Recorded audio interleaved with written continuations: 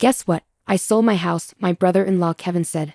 My husband and I were really surprised, and we didn't know what to say. But the most surprised person was my mother-in-law. She looked really upset and asked, "Why? Weren't you supposed to come get me?" Kevin tried to calm her down and started to explain. "I'm Sandra. I work from home with my husband Robert.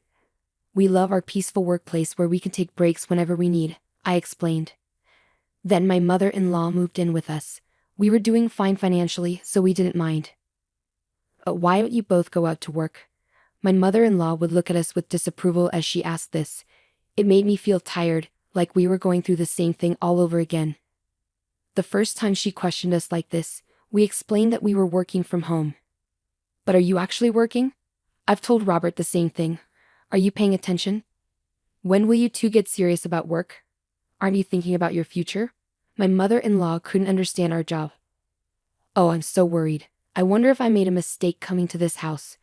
Maybe I should have gone to Kevin's house," she would often sigh and say this. The Kevin she mentioned is Robert's brother. He married a wealthy woman named Carol, and it seems like he's living off her money now. My mother-in-law didn't know about this. Kevin asked us not to tell her. My goodness, Kevin's house isn't small like ours. It's huge, like a castle from another country. Well, I'm thinking of moving to Kevin's house eventually, which will be my new home. My mother-in-law would often say, hoping Kevin would come to take her there. But we knew deep down that Kevin and his wife would never come to get her. You see, Robert once suggested to his brother that their mother could live with him. But Kevin didn't want to live with her. So we ended up living together even though we were criticized for working remotely and called unemployed. We just accepted that's how she is. But then something happened that made it impossible for us to keep putting up with it. Out of nowhere, we got a call from Kevin. "He's coming over this weekend," he said abruptly, then hung up before we could say anything. What do we do now? That guy hasn't changed at all. Robert and I were puzzled. And hearing our talk, my mother-in-law leaned in, looking excited. "He's coming to take me. Please help me get ready to move," she said, pulling Robert towards her room. "Mom, Kevin isn't coming to take you. He probably called for some other reason," Robert said, worried. "But he didn't mention anything about picking you up when he called, did he?" I added. "I'm so tired of this house. You probably want to turn me into a housekeeper, but that's not happening," my mother-in-law replied with a scoff. We couldn't understand why she was thinking like that. Since she came to stay with us, she pretty much did whatever she pleased, didn't help with any chores, and relied on the money we gave her. Well, we weren't going to force her to stay, so we packed her bags as she asked and waited for Kevin to arrive. During the weekend, my brother-in-law and his wife showed up at our place. As soon as they walked in, they had these suspiciously friendly expressions on their faces. I had a bad feeling about it. Just then, my mother-in-law came out, looking excited. "You're finally here. Let me tell you, Sandra is not good at doing housework at all. So I have to do them, and Robert completely ignores me. Isn't that terrible?" she said, acting like she was the victim, then brushed past Robert and welcomed her brother into our home. "You guys don't mistreat Mom. There's no way we're doing that. We're giving her an allowance, and she's eating whatever she likes. Plus, Sandra is handling the house chores," Robert said, looking conflicted, but his brother seemed suspicious. Robert has always been a bit clueless, probably treating Mom badly without even realizing. And it seems Sandra isn't the considerate type. "That's right. Kevin really understands me," she said. Hearing this conversation, Robert and I couldn't help but frown. Despite this, we decided to entertain our guests and led the couple to the living room. We all sat around the living room table, with Robert and me on one side and the couple on the other. "Now, why are you just sitting there? Serve the tea," my mother-in-law demanded. "Huh? I thought you were going to make the tea, mother-in-law. What's this about making an old woman work? See, Kevin, Sandra is like this," she said, even pretending to cry. I was so stunned by her behavior that I couldn't even respond. Once I served the tea, the mood became serious. The truth is, we sold our house. Robert and I were surprised and shocked by Kevin's words. But the one who was most shocked was my mother-in-law. "Why? Why would you do something like that? Didn't he come to pick me up?" she asked, flustered, confronting Kevin. He tried to calm her down, saying, "Take it easy," and then began to explain. "We've been in debt, and even though we could pay it off by selling the house, we're broke and have nowhere to live, so we came here to see if we could stay. What debt? I tried to start a business, but it didn't work out. These things happen, you know, Kevin said with a laugh. Robert and I sighed in frustration. We only need to stay until we find a new house. Please, we have no one else to turn to, the couple pleaded, bowing their heads together. I think our expressions must have been mixed, but if they had nowhere else to go, we felt obliged to help. We agreed to let them stay temporarily in our house. However, we made it clear that they had to find their own place within a month. Okay, Kevin said, still laughing, and went to prepare for their move. After they left, my mother-in-law sat quietly, looking lost in thought. Robert and I assumed she was still processing everything. The next day, the couple's belongings arrived promptly. This much. Where are we going to put it all? This is going to be tricky. We might have to sell some things or rent a storage unit, my mother-in-law said as we discussed what to do with Kevin's belongings. Then, out of nowhere, she dropped a bombshell on us. I've been thinking, wouldn't we be more secure in the future if Kevin stays here, so you freeloaders can leave, can't you? My mother-in-law's sudden statement left my husband and me shocked. If you insist, I can tolerate Robert staying, but I don't need a wife who can't do anything.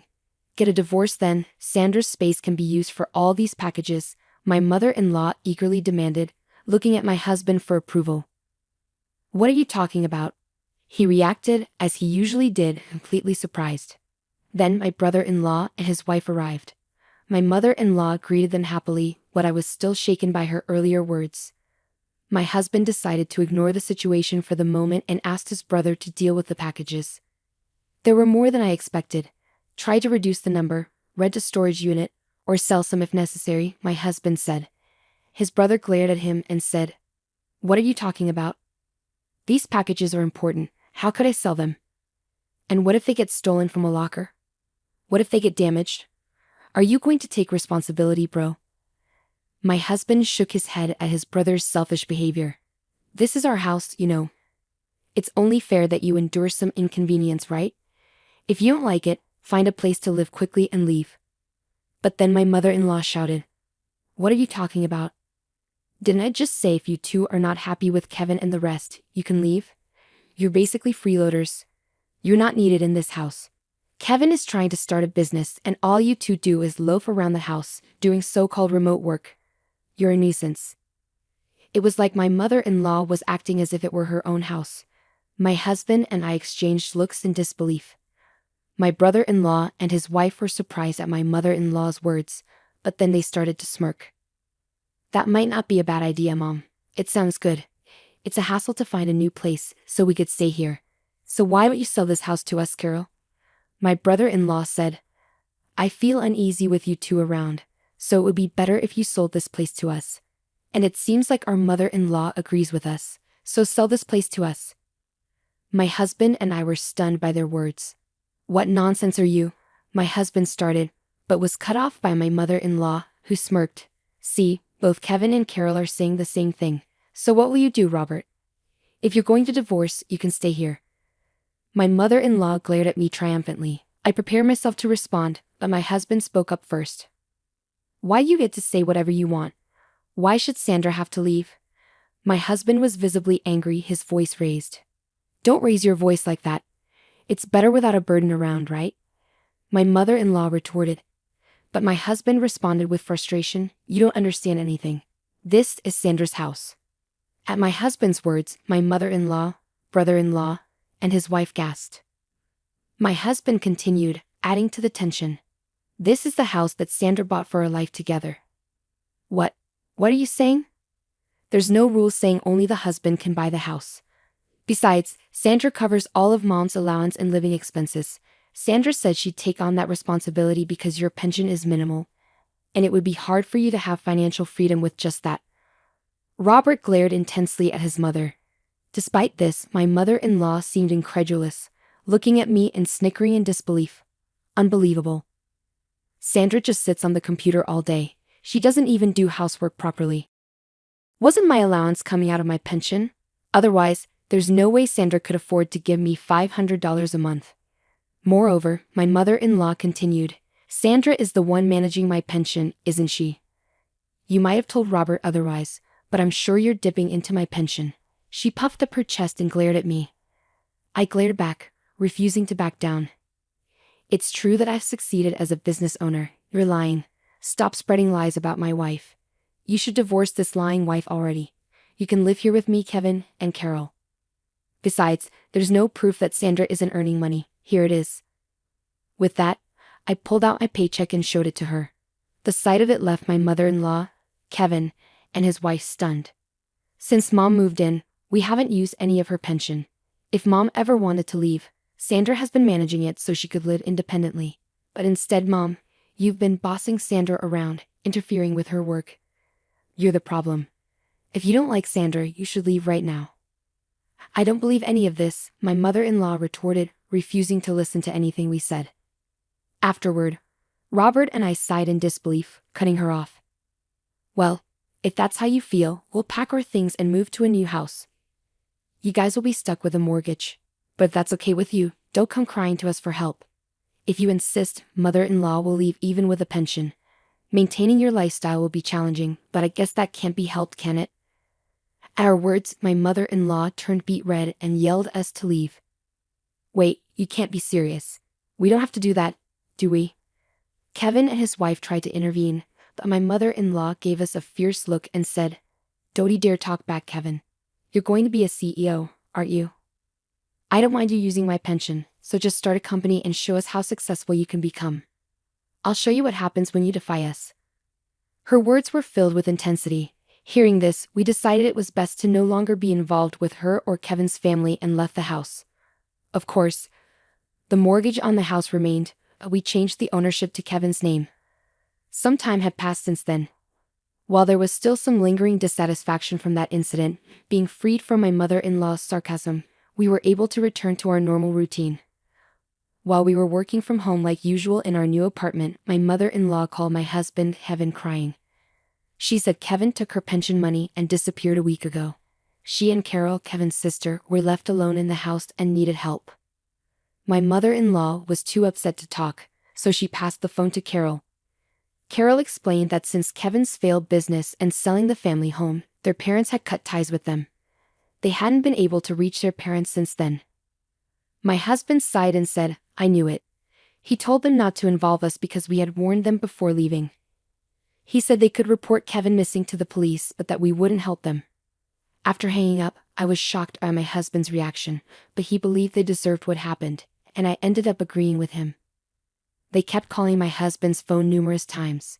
Whenever he reluctantly answered, Carol would cry about not knowing how to report Kevin missing. We were surprised she didn't know what to do and advised her to call the police. However, despite their efforts, they couldn't locate Kevin. Just when we thought Kevin might remain missing, we heard the news that he had been arrested for robbing a bank in another state. Apparently, he did it to pay off his debts. This wasn't his first time committing such a crime, and it seemed he was likely facing a significant jail sentence. Carol is stuck living with my mother-in-law in their old house because she can't go back to her parents' home. She's unsure if she'll divorce Kevin, but that's not her priority right now. She's working with a temp agency, struggling with her first job, but somehow managing to get by each day. My mother-in-law is in a tough spot too. Kevin took all her pension, and now she's left to repay his debts. She started working part-time to make ends meet. While my husband and I feel bad for them, we decided not to help and cut off contact. They're experiencing the tough realities of life my mother-in-law often talked about. Despite the challenges since my mother-in-law moved in, my husband and I are relieved to have returned to our peaceful routine. Grace, you collapsed again? Unbelievable. Answer my calls, Grace. What kind of wife are you? Eric's voice blares through the phone, cutting through the ambulance sirens. I'm on my way to the hospital. I could lose the baby, I managed to say, holding back tears. The paramedics work around me, their faces focused and grim. Eric snorts on the other end. Well, we're here starving because you can't make dinner. Now you're relaxing in a hospital? Get it together. My throat tightens as I try to steady my breath. A paramedic looks at me with concern. You should focus on staying calm, ma'am. It's important for the baby. I nod, clenching my phone. Eric, I'm doing my best. This isn't about dinner. It's our child.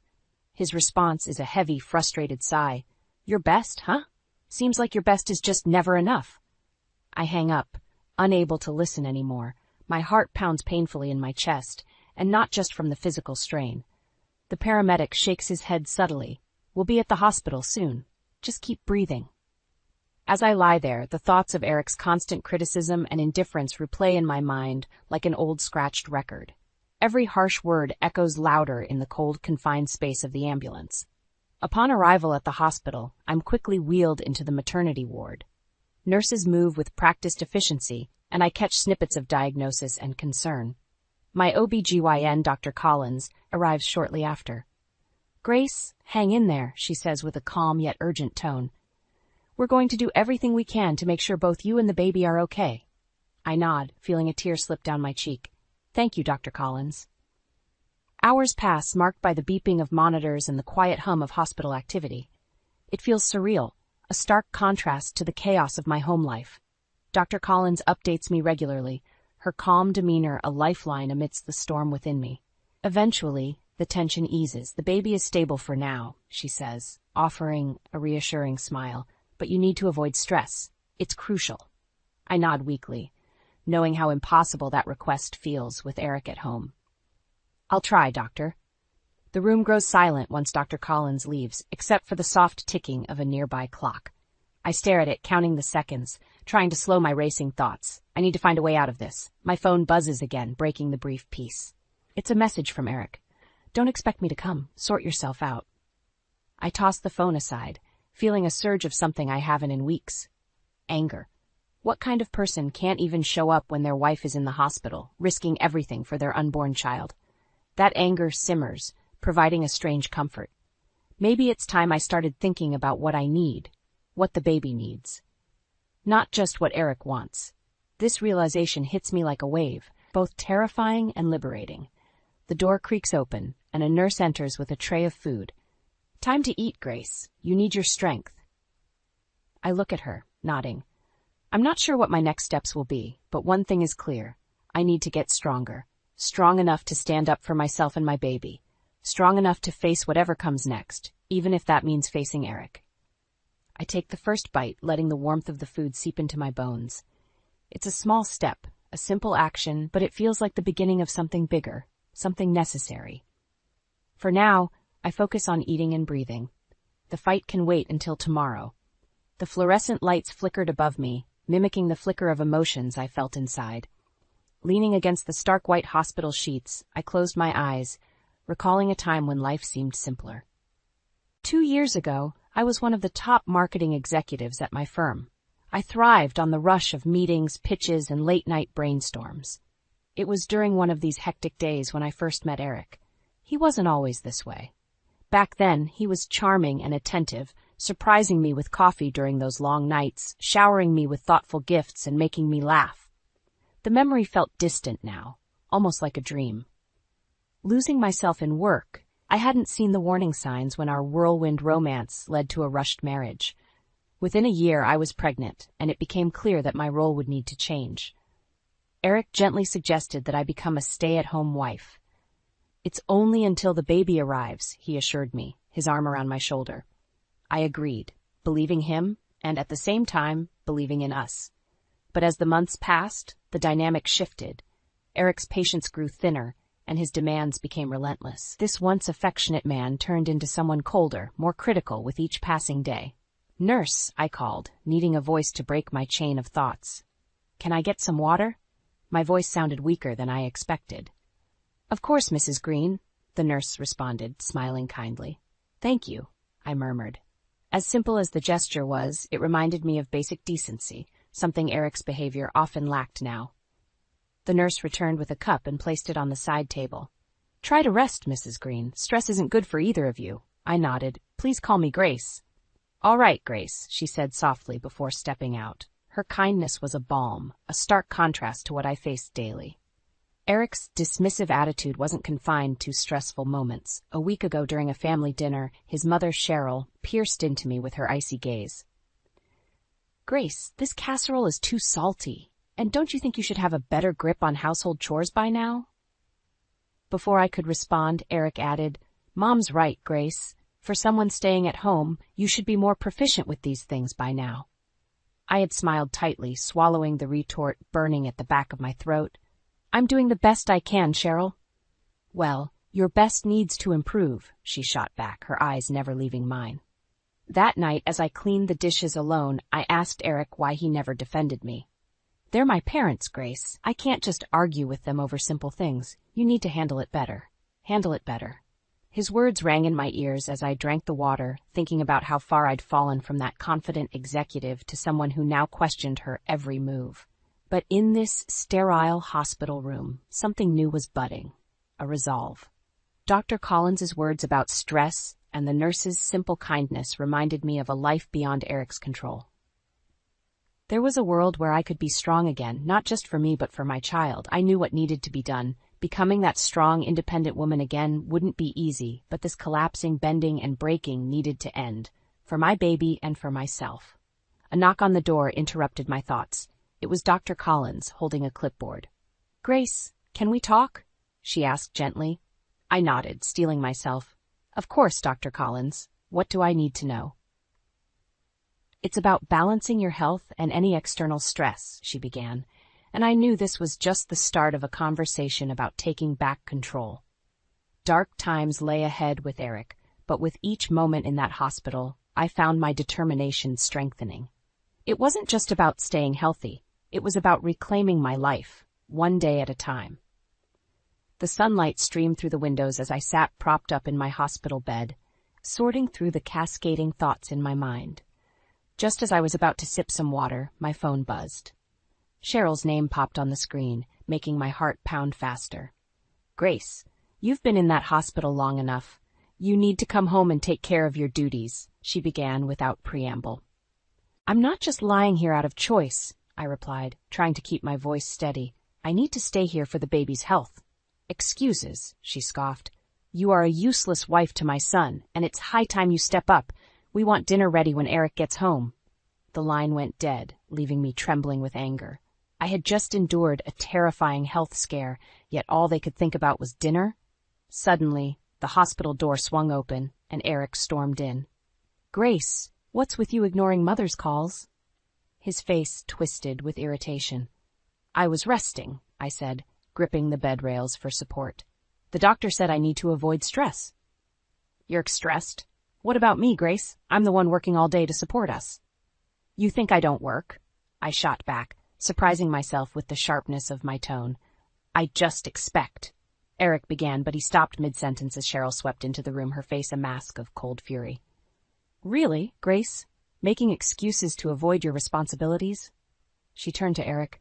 "Your father and I never had these issues. We raised you with discipline, not laziness." I clenched my fists.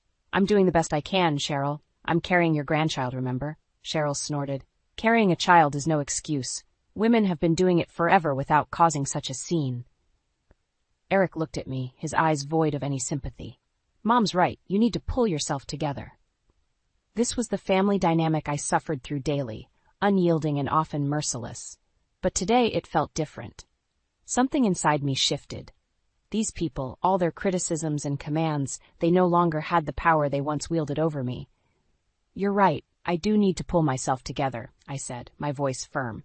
"For myself and this baby. Because this situation," I gestured around the sterile room, "is not working." Eric and Cheryl both stared at me, stunned. "Grace, don't make things harder on yourself," Cheryl warned, her voice dripping with disdain. "Harder on myself?" I laughed bitterly. "I'm barely surviving this as it is." Cheryl turned to Eric. "See, this is what you get for marrying someone so weak." "That's enough, Cheryl." The words came out harsher than I intended, but I didn't care anymore. "You've both said your piece. Now, leave me alone." Eric's eyes narrowed. "Don't push it, Grace." I met his gaze and didn't flinch. "Get out, Eric. I need rest, and you're not helping." They finally walked out, leaving me in the suffocating silence of the room. The door clicked shut, and for the first time, I exhaled a breath I didn't know I was holding. The realization washed over me. I couldn't continue like this. This wasn't living. I knew I needed an exit strategy. My mind flashed back to a happier time when I had friends and allies, people who cared. Maybe, just maybe, there was someone who could help pull me out from this abyss. It was time to reach out, to find the strength I'd buried for so long. The nurse shifted the curtains, letting in the morning light. I sat up, adjusting the pillows behind me. My body ached, but determination filled my veins. I needed a way out, and every second brought me closer to reaching out for help. The door cracked open. I expected another nurse, but in walked a blast from my past, Ally. Her hair was shorter now, and she looked more confident than ever, but those piercing blue eyes were unmistakable. "Grace?" she asked, her face a mixture of surprise and concern. I blinked, feeling a rush of emotions. "Ally, what are you doing here?" She came closer, grabbing a chair and sitting by the bedside. "I was visiting a business associate, and I saw your name on the board. What happened?" I took a deep breath. "Well, it's a long story. Basically years of stress and, well, Eric." Her smile vanished. "Eric? Your husband?" "Yes," I said, my voice barely a whisper. "I've tried for so long to make it work, but it's been a nightmare. His emotional abuse, his family, I'm barely holding on." Ally leaned back in her chair, assessing me. "That doesn't sound like the Grace I knew. The Grace I knew was a powerhouse." My eyes welled up with tears. "I don't feel like a powerhouse anymore." "Well," she said firmly, "it's never too late to change that. How serious is your health?" "The baby's stable for now," I explained, "but I need to avoid stress." "And Eric's not making that easy, is he?" she asked, already knowing the answer. "No, he isn't." Ally nodded thoughtfully. "Grace, what if I told you that you don't have to go back to that life? I can help you start over." Her words felt like a lifeline. "What do you mean?" "I have an apartment downtown," Ally said. "It's empty, and you can stay there rent-free. It's a fresh start." My mind raced. Wouldn't it be too much trouble? "Not at all," Ally assured me. "You focus on your health and the baby. We can take it from there." The relief was overwhelming, but realistic worries clouded my mind. Eric would never let me go easily. "What about Eric?" Ally's face turned serious. "We'll deal with him. For now, you need to get better." She pulled out her phone, scrolling through her contacts. "I know someone who specializes in family law. He can help you with whatever you need to do next." Each word she spoke felt like another piece of armor being placed around me. For the first time in months, I felt something akin to hope. "Why are you doing this for me, Ally?" "We've been through a lot, Grace," she replied. "You've always been there for me. Now it's my turn to help you. And I can't stand seeing you like this." Her offer was more than just a place to stay. It was a chance to rebuild my life. "Thank you, Ally. I don't know what to say." "Just say you'll take care of yourself," she said, squeezing my hand. "And if you need anything at all, you call me." The conversation with Ally left me with a renewed sense of purpose. As she left to make a few calls, I leaned back against the pillows. I couldn't change the past, but maybe, just maybe, I could shape a better future. I had much to think about, but one thing was clear. I wasn't alone in this fight anymore. I had Ally, and with her support, I might just find a way to reclaim my life and protect my baby. A few days after being discharged from the hospital, I found myself in Ally's downtown apartment. It was small but warm and cozy, a world apart from the cold, tension-filled atmosphere of my home with Eric. I settled into the couch, feeling a strange combination of relief and anxiety. Ally bustled around, unpacking groceries she had brought. "You need to rest, Grace. Let me handle this." "Thank you. I don't know what I'd do without you," I said sincerely. "You'll do just fine," she replied with a reassuring smile. "We need to talk, though, about the plan." The seriousness in her tone made my heart beat faster. "What do we need to do?"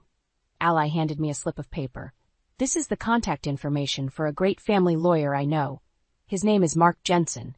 He's got a reputation for handling messy divorces." I took the paper, feeling its weight. This was a significant step.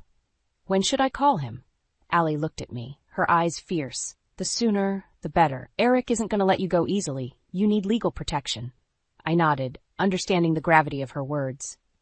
"You're right. I'll call him tomorrow." The next day, as planned, I dialed the number on the paper. Mark's assistant answered, and soon I was connected to the lawyer himself. "Grace, I've been briefed by Ally about your situation," Mark said, his voice calm and professional. "I want you to know that you have options."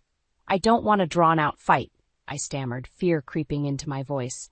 "Understandable," he replied, "but we need to ensure you and your baby are safe. Document everything, every threat, every act of aggression." I shivered, the memories flooding back. "Okay, I'll do that." "We'll also file for a restraining order if necessary," Mark continued, "and I'll guide you through the divorce process. You're not alone, Grace." After hanging up, I felt a tiny spark of hope. Maybe, just maybe, things could get better. Days turned into weeks, and I slowly settled into a semblance of a new routine. Ally visited often, and her daughter Hannah dropped by with thoughtful gifts for the baby. One evening, I decided to open up to Hannah about Eric.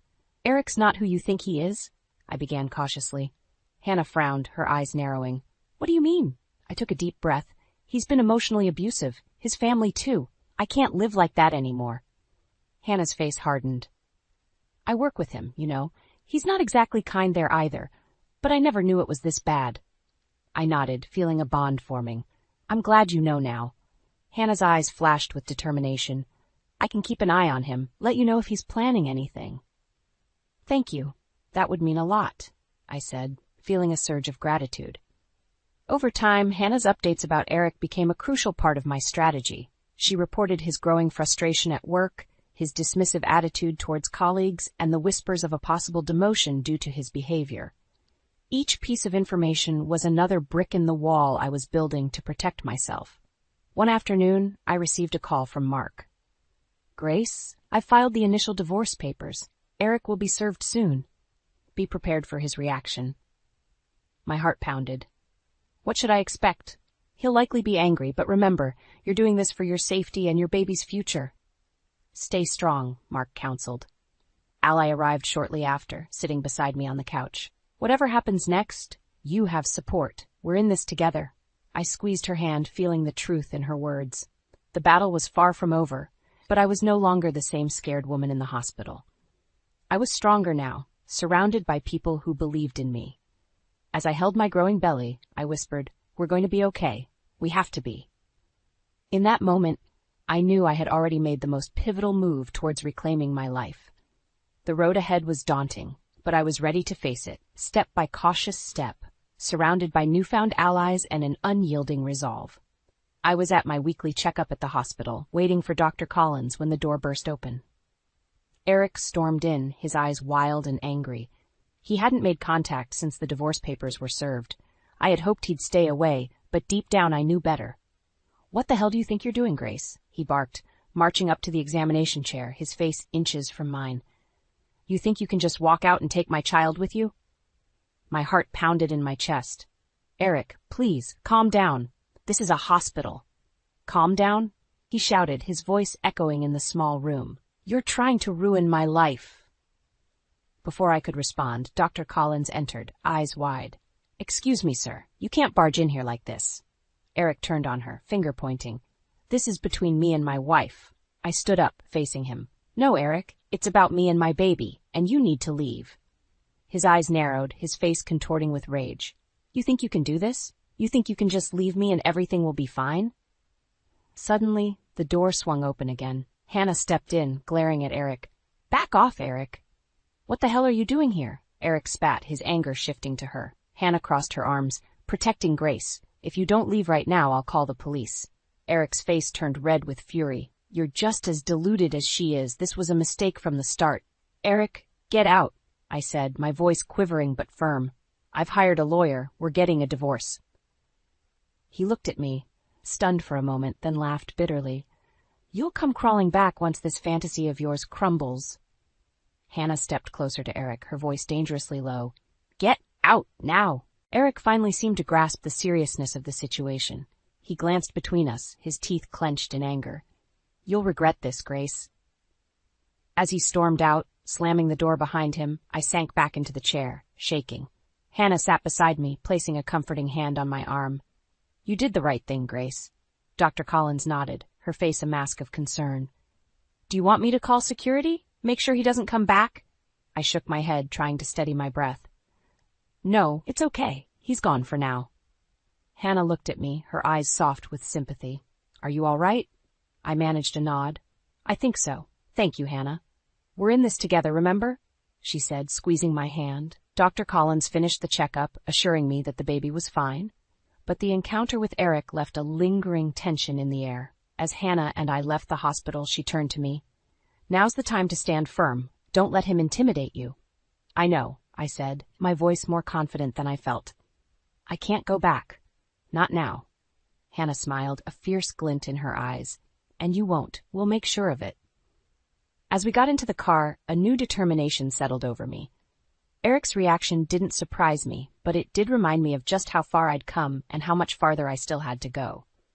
The road ahead was uncertain, but I wasn't walking it alone. With Hannah, Ally, and the support of my new allies, I felt a flicker of hope. The fight for my freedom had only just begun, but with every step, I grew stronger, more resolved. I was ready to face whatever came next, knowing that this time, I had the strength and support to stand my ground. It had been a week since Eric's outburst at the hospital, and I had finally started to feel a semblance of peace in Ally's apartment. My morning was quiet until my phone buzzed with a call from Ally. "Grace, turn on the local news," she said, her voice urgent. I fumbled for the remote, switching on the TV just in time to see Eric's face plastered on the screen. Local businessman Eric Green faces allegations of workplace harassment and creating a hostile environment. Reliable sources indicate a demotion is imminent, the reporter explained. My heart raced. I could hardly believe what I was hearing, but a sense of vindication washed over me. Ally's voice interrupted my thoughts. "You see that?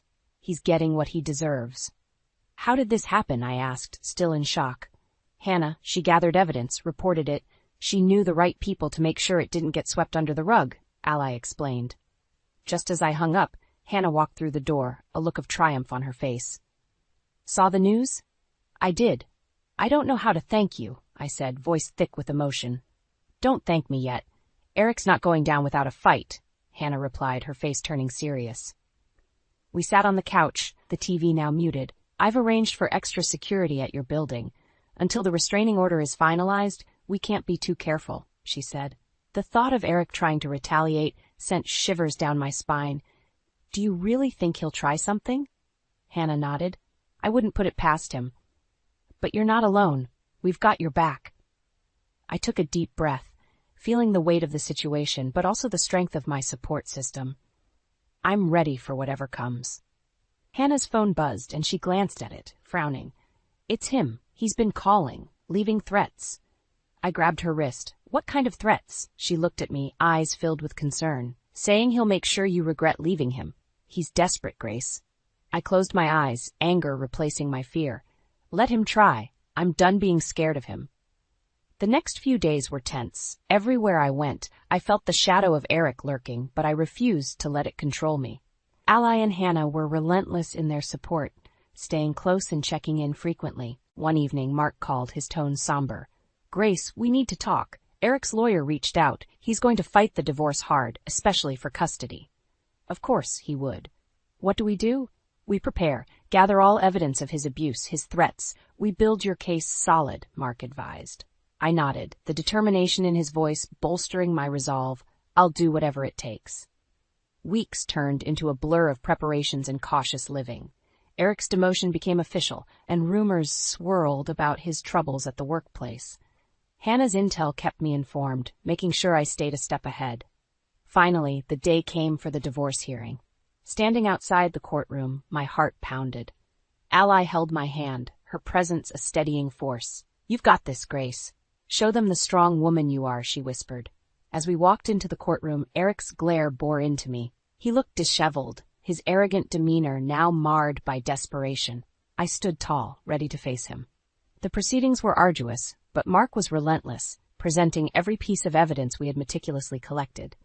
Eric's lawyer tried to paint me as unstable and unfit, but the truth was undeniable.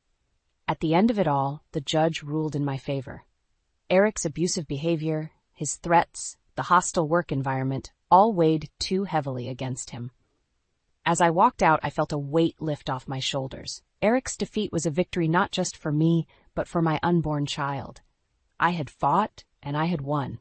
But most importantly, I had reclaimed my life, ready to start anew. The day I left the courthouse felt surreal. The fight was over, and I had won. And yet the future felt like an unknown expanse, stretching out before me. I returned to Ally's apartment, my temporary sanctuary, feeling both relieved and uncertain. A few weeks later, I was sitting in Ally's office, now officially part of her team. I was grateful for the job and the chance to rebuild my life. It felt good to use my skills again and to be surrounded by supportive faces. Ally walked in, holding a tiny blue onesie. For the little guy, she said, handing it to me. I smiled, running my fingers over the soft fabric. Thank you, Allie. You've done so much for us. Your family, Grace. And speaking of family, she hesitated, then continued, I want you to meet someone. She led me to a conference room where a man in his mid-40s sat. He smiled warmly as we entered. Grace, this is John. John, this is Grace. John stood up, extending a hand. Nice to meet you, Grace. Allies told me a lot about you. Nice to meet you too, I said, shaking his hand, feeling a bit curious. John is a therapist, Allie explained. I thought it might help to talk. I nodded, feeling a bit overwhelmed but understanding her intention. Thanks, Allie. I'll consider it. As I walked back to my apartment that evening, I felt a mixture of gratitude and doubt. Could I really put all this behind me? Months passed, and my life began to stabilize. I worked hard, focusing on my pregnancy and my new job. Hannah stayed close, her friendship becoming a beacon of light in my chaotic world. One afternoon, Ally called me into her office. Grace, I have an offer for you. What is it? I asked, curious. She handed me a folder, an opportunity to lead a new project, something I think you'll excel in. I opened the folder and scanned the details. It was a challenging project, but also a chance to prove myself once more. I don't know what to say. Say yes, Ally smiled. You deserve this. All right, I said, feeling a surge of excitement. Yes. As I left her office, my phone buzzed. It was a text from Hannah. Can you meet me at the park? I have news. I hurried over, finding her sitting on a bench, looking excited. What's up? She grinned. Eric got fired today. They finally had enough of his behavior. A flood of emotions swirled inside me, but mostly relief. Wow. I don't even know what to say. Hannah laughed. Just breathe, Grace. Karma's doing its job. We spent the rest of the afternoon talking and laughing, a sense of closure settling over me. That night, as I lay in bed, feeling my baby's kicks, I finally felt at peace. Eric was out of my life, and a new chapter was beginning. I whispered, we're going to be okay, little one. The months rolled by, and soon it was time. I went into labor late one night, and Ally rushed me to the hospital. The delivery was intense, but the moment I held my son in my arms, everything else faded away. You did it, Ally whispered, tears in her eyes. No, we did it, I corrected, feeling the weight of our journey. As I cradled my son, I realized that the darkest moments of my life had led me to this point. I wasn't just surviving anymore. I was thriving, surrounded by people who loved and believed in me. In the following days, I took up Allie on her suggestion to meet John for therapy. It helped me to process everything I'd been through and to rebuild my confidence. When I returned to work, Ally officially offered me the role of project lead. I accepted, feeling ready to take on the world. And so, surrounded by a new family of friends and allies, I stepped into my new life with determination and a hopeful heart. My son and I were ready for whatever came next, knowing we had already overcome the hardest battles. We were ready to face the future together. I stood in the bathroom, staring at the little pink plus sign on the pregnancy test. My hands trembled as I gripped the sink, a mix of joy and dread washing over me. How would Dane react? I took a deep breath, steeling myself for the conversation ahead. As I stepped into our living room, the sounds of laughter and clinking glasses assaulted my ears. Dane and his friends were already deep into their Friday night revelry. Honey, I called out, trying to catch his attention over the noise. Dane glanced up from his animated conversation, his eyes slightly glazed. What's up, babe? I motioned for him to join me in the kitchen, away from prying ears. He sauntered over, drink in hand, a lopsided grin on his face. I need to talk to you about something important, I said, my voice barely above a whisper. Dane leaned against the counter, taking a swig from his glass. Can it wait? I'm in the middle of telling the guys about our Aspen trip. I swallowed hard, pushing down the irritation rising in my throat. No, it can't wait. I'm pregnant. The words hung in the air between us.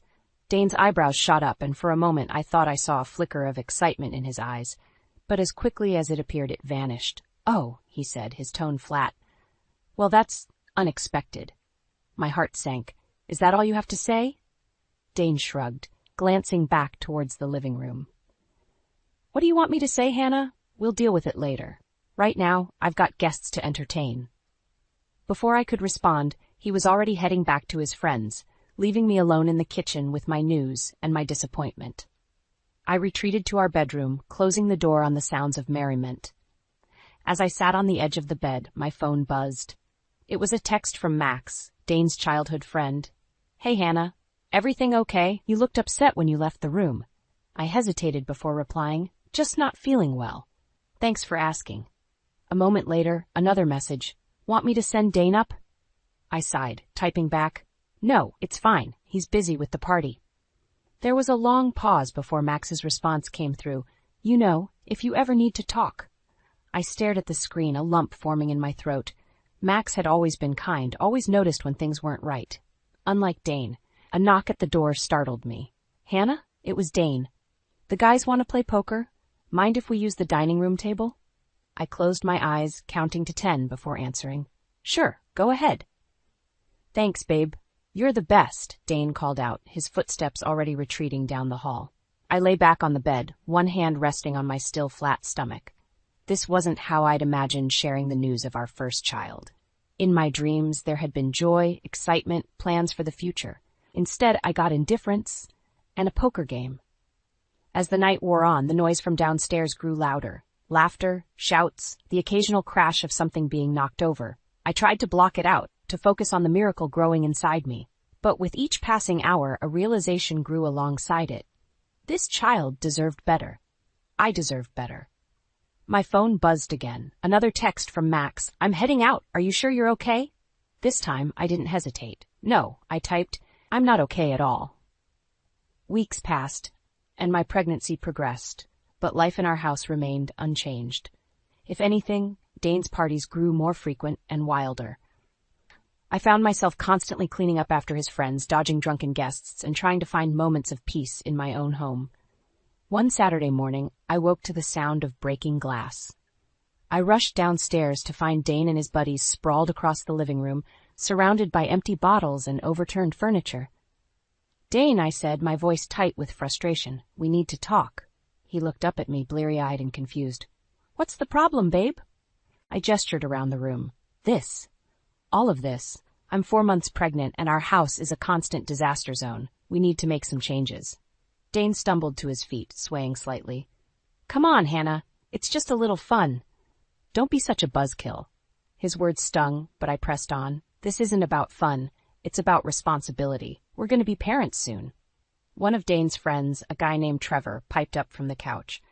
"Hey, man, maybe she's right. You should listen to your old lady." Dane whirled on him, suddenly angry. "Don't tell me how to handle my wife, Trevor. This is my house and I'll do what I want." I felt tears pricking at my eyes. "Your house? What about our home, Dane? What about our family?" He waved a dismissive hand. "We've got plenty of time for all that boring family stuff later. Right now we're young. We should enjoy it while we can." I stood there, stunned by his callousness. As I turned to leave, I caught sight of Max, who had been quietly observing from the corner. His eyes met mine, filled with sympathy and something else I couldn't quite name. Later that afternoon, as I was folding laundry in our bedroom, there was a soft knock at the door. It was Max. "Hey," he said, his voice gentle. "I wanted to check on you. That scene downstairs was pretty rough." I sighed, sinking onto the bed. "I don't know what to do anymore, Max. It's like Dane doesn't even care about the baby or me." Max sat beside me, careful to keep a respectful distance. "Have you thought about talking to someone? Maybe a counselor?" I shook my head. "Dane would never agree to that. He doesn't think there's a problem." "What about for yourself, then?" Max suggested. "You need support, Hannah. This isn't healthy for you or the baby." As I considered his words, we heard a commotion from downstairs. Dane's voice rang out, loud and slurred. "Hey, everyone, who's up for a pool party?" I groaned, burying my face in my hands. "I can't do this anymore, Max. I just can't." He placed a comforting hand on my shoulder. "You don't have to. Listen, I know it's not my place, but I care about you, Hannah. Both of you," he added, nodding towards my growing belly. "If you need a place to stay, to clear your head, my guest room is always open." I looked up at him, surprised by the offer and the warmth in his eyes. For a moment, I allowed myself to imagine a different life, one filled with peace and understanding. But before I could respond, Dane's voice boomed from the hallway. "Hannah? Where are you? The guys want to use our bedroom for beer pong." Max's expression hardened. "That's it," he muttered, standing up. I'm going to talk some sense into him. As he strode towards the door, a mix of gratitude and fear washed over me. Max, wait, I called out. He paused, looking back at me. What is it? I took a deep breath, my hand resting protectively over my stomach. I think I'm ready to take you up on that offer. I woke up in Max's guest room, the unfamiliar quiet, a stark contrast to the chaos I'd left behind. As I made my way to the kitchen, I heard Max's voice, low and intense. Dane, you need to get your act together. Hannah's pregnant, for God's sake. I froze, listening to Dane's muffled response through the phone. I don't care about your stupid business deals, Max snapped. Your wife needed you, and you chose to party instead. There was a pause, then Max sighed heavily. Fine, just think about what I said, okay? I cleared my throat, announcing my presence. Max spun around, his face softening when he saw me. Hannah, I'm sorry. I didn't mean for you to hear that. It's okay, I said, settling into a chair at the kitchen table. Thank you for trying. Max poured me a cup of herbal tea, his movements careful and deliberate. How are you feeling? Honestly, lost, I admitted. I never thought I'd be 5 months pregnant and hiding out at my husband's best friend's house. Max sat across from me, his eyes full of concern. You're not hiding, Hannah. You're protecting yourself and your baby. Just then, the front door burst open. Dane stumbled in, reeking of alcohol and cigarettes. There you are, he slurred, pointing an accusing finger at me. What the hell, Hannah? You can't just leave like that. I stood up, instinctively placing a hand over my swollen belly. Dane, you're drunk. Go home. He lurched forward, but Max stepped between us. Back off, Dane. You're not thinking straight. Dane's face contorted with rage. Oh, I see how it is. You two sneaking around behind my back, huh? It's not like that, I protested, but Dane was beyond reason. He shoved Max hard, sending him stumbling backward. Some friend you are stealing my wife. Max regained his balance, his voice low and dangerous. Nobody's stealing anyone, Dane. Hannah came here because she felt unsafe in her own home, because of you. Dane's eyes widened, a flicker of shame crossing his face before anger took over again. You don't know anything about our marriage. I know enough, Max replied calmly. I know that Hannah deserves better than what you've been giving her. Dane lunged at Max, his fist connecting with Max's jaw.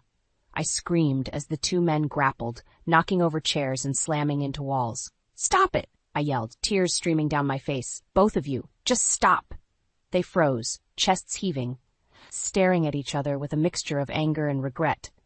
This is exactly why I left, I said, my voice shaking. I can't live like this anymore, Dane. I won't bring our child into this chaos. Dane's shoulders slumped, the fight draining out of him. Hannah, I'm sorry. I'll do better, I promise. I shook my head, years of disappointment and broken promises weighing heavily on me. It's too late for that, Dane. I need more than empty words. Max touched his split lip gingerly, watching us with a guarded expression. What do you want to do, Hannah? I took a deep breath, feeling the baby kick as if in encouragement. I want a divorce. The words hung in the air, heavy with finality. Dane's face crumpled, a mix of shock and despair. You can't mean that, he whispered. We're having a baby. Yes, we are, I said, my resolve strengthening. And that's why I have to do this. Our child deserves better than what we've become. As Dane stumbled out, defeated and dazed, I turned to Max. His eyes met mine, filled with a complex mixture of emotions. What now? He asked softly. I squared my shoulders, feeling a strange sense of calm wash over me. Now, I start over, for me and for my baby. The weeks following my decision to divorce Dane were a whirlwind of emotions and practical challenges. I'd moved back into our house, while Dane stayed with a friend. The silence was both a relief and a reminder of how much had changed. One afternoon, as I sorted through our shared belongings, my phone buzzed with a text from Max. How are you holding up? Need any help? I smiled, grateful for his constant support. I'm okay, just packing up memories. Want some company? I can bring coffee and a sympathetic ear. I hesitated, then replied, That would be nice, thanks. An hour later, Max arrived, 2 steaming cups in hand. As we sat on the living room floor, surrounded by boxes, I felt a wave of gratitude wash over me. I don't know how I would have gotten through this without you, Max, I said softly. He smiled, his eyes warm. You're stronger than you think, Hannah. You would have found a way. As we talked, I found myself opening up about my fears and hopes for the future. Max listened intently, offering gentle advice and reassurance. You know, he said, Being a single parent isn't easy, but it's not impossible. Look at me and Sarah, we manage. I nodded, thinking of Max's adorable 5-year-old daughter. You're an amazing father, Max. I hope I can be half as good a mother. He reached out, squeezing my hand. You will be, I have no doubt. The moment was interrupted by the sound of a key in the lock. Dane burst in, his eyes wild and bloodshot. What the hell is this? He shouted, glaring at our joined hands. I jumped to my feet, heart racing. Dane, it's not what you think. Max was just helping me pack. Dane sneered, his words slurring slightly. Oh, I'm sure he was very helpful. Is this why you want a divorce? So you can shack up with my best friend? Max stood, placing himself between us. That's enough, Dane. You're drunk and upset. Why don't you go cool off? Dane lunged forward, shoving Max hard. Don't tell me what to do in my own house. I stepped back, fear coursing through me. Dane, please, think about the baby. You're scaring me. His face contorted with rage. The baby? How do I even know it's mine? Maybe you've been fooling around with Max this whole time. The accusation hit me like a physical blow. How dare you? I whispered, tears stinging my eyes. Max's voice was low and dangerous. You need to leave, Dane. Now. Dane laughed bitterly. Oh, that's rich. You want me to leave so you can comfort my wife? Fine. You know what? You two deserve each other. Hannah, you want to sleep in the kitchen to make room for your new boyfriend? The cruel words hung in the air, a reminder of all the times Dane had dismissed my feelings and needs. In that moment, something inside me snapped. Get out, I said, my voice surprisingly steady. Get out of this house and don't come back until you're sober and ready to act like a decent human being. Dane's eyes widened, shocked by my forceful tone. He opened his mouth to argue, but Max stepped forward, his presence imposing. You heard her, Dane. Leave. Now. For a tense moment, I thought Dane might lash out again, but then his shoulders slumped and he turned away, slamming the door behind him. As the adrenaline faded, I sank onto the couch, shaking. Max sat beside me, careful not to touch me. Are you okay? He asked gently. I nodded, then shook my head, then burst into tears. Max hesitated, then pulled me into a comforting hug. As I cried, I realized I couldn't stay in this house anymore. It held too many painful memories, too much of Dane's presence. Max, I said, pulling away and wiping my eyes, I need to ask you something important. He looked at me, concern etched on his face. Anything, Hannah. I took a deep breath. Do you still have that spare room available? I sat in Max's guest room, staring at my phone. The number for Dane's Aunt Joan glowed on the screen, my thumb hovering over the call button. I hadn't spoken to her in years, not since Dane had cut ties with her after a heated argument. But I needed her strength now more than ever. Taking a deep breath, I pressed call. Hello? Joan's familiar, gravelly voice answered. It's Hannah. I need your help. There was a pause, then, Hannah dear, what's wrong? The dam broke. I poured out everything, the pregnancy, Dane's indifference, the constant parties, and now the impending divorce. Joan listened quietly, only occasionally murmuring words of sympathy. Oh, honey, she said when I finished. I'm so sorry you're going through this. Where are you now? I'm staying with Max, Dane's friend. I couldn't stay in that house anymore. Joan's voice hardened. Max, the single father? Hannah, are you sure that's wise? I felt a flicker of defensiveness. Max has been nothing but kind and supportive. I'm sure he has, Joan said, her tone careful. But you're in a vulnerable position, dear. People might talk. Before I could respond, there was a knock at the door. Max poked his head in, his expression troubled. Hannah, Dane's here. He's demanding to see you. My heart raced. Joan, I have to go. Dane's here. Wait, Joan's voice was urgent. Put me on speaker. I want to hear this. Hands shaking, I followed her instructions and walked out to the living room, where Dane stood, looking disheveled and angry. There you are, he sneered. Cozy little setup you've got here with Max. Dane, Max warned, but I held up a hand to stop him. What do you want, Dane? I asked, trying to keep my voice steady. He laughed bitterly. What do I want? I want my wife back. I want you to stop this ridiculous divorce nonsense and come home. Is that Dane I hear? Joan's voice crackled through the phone speaker. Dane's eyes widened in shock. Aunt Joan, what the hell? Watch your language, young man, Joan snapped. Now, what's this? I hear about you treating your pregnant wife like a doormat? Dane's face flushed with anger. This is none of your business, you old bat. Hannah, hang up the phone. We need to talk privately. I felt a surge of courage, bolstered by Joan's presence, even if only through the phone. No, Dane. I'm done with private talks that go nowhere. You want to talk? Let's talk right here, right now. Fine, he spat. You want to air our dirty laundry? How about we talk about how you've been cozying up to my best friend while I've been working my ass off to provide for our family? Max stepped forward, his jaw clenched. That's enough, Dane. You know that's not true. Oh, defending her honor now, are we? Dane sneered. Both of you, stop it, I shouted, surprising even myself with the force in my voice. This isn't about Max. This is about us, Dane. About how you've ignored me, dismissed my feelings, and turned our home into a frat house. I'm having a baby, your baby, and you can't even be bothered to show up to a single doctor's appointment. The room fell silent, save for Joan's soft, "That's it, girl, let it out." Dane's face crumpled, the anger giving way to something that looked almost like remorse. Hannah, I didn't realize, but I wasn't finished. I've tried, Dane. God knows I've tried. But I can't do this anymore. I won't bring our child into this toxic environment. So that's it? Dane's voice was small. You're just giving up on us? I looked at him, really looked at him, and felt a wave of sadness for what we'd lost. No, Dane, you gave up on us a long time ago. I'm just finally accepting it. As Dane stumbled out, defeated, I turned to Max, who was watching me with a mix of concern and admiration. Hannah, Joan's voice came through the phone, I think it's time you came to stay with me for a while. What do you say? I looked around at Max's cozy home, then down at my swollen belly. It was time for a fresh start, away from all of this. Yes, I said, feeling a weight lift from my shoulders. I think that's exactly what I need. I stood on Joan's porch, my heart pounding as I watched Dane's car pull up. It had been 2 weeks since I'd moved in with his aunt, and he'd finally agreed to meet. As he stepped out of the car, I noticed how disheveled he looked. A far cry from his usual polished appearance. Hannah, he said, his voice hoarse, can we talk? Before I could respond, Joan appeared beside me, her presence both comforting and formidable. You can talk right here, Dane. I think we've all had enough of your private conversations. Dane's jaw clenched, but he nodded. Fine. Hannah, I'm sorry. I've been a terrible husband. I want to make things right. I felt a flicker of hope, quickly extinguished by the memory of countless broken promises.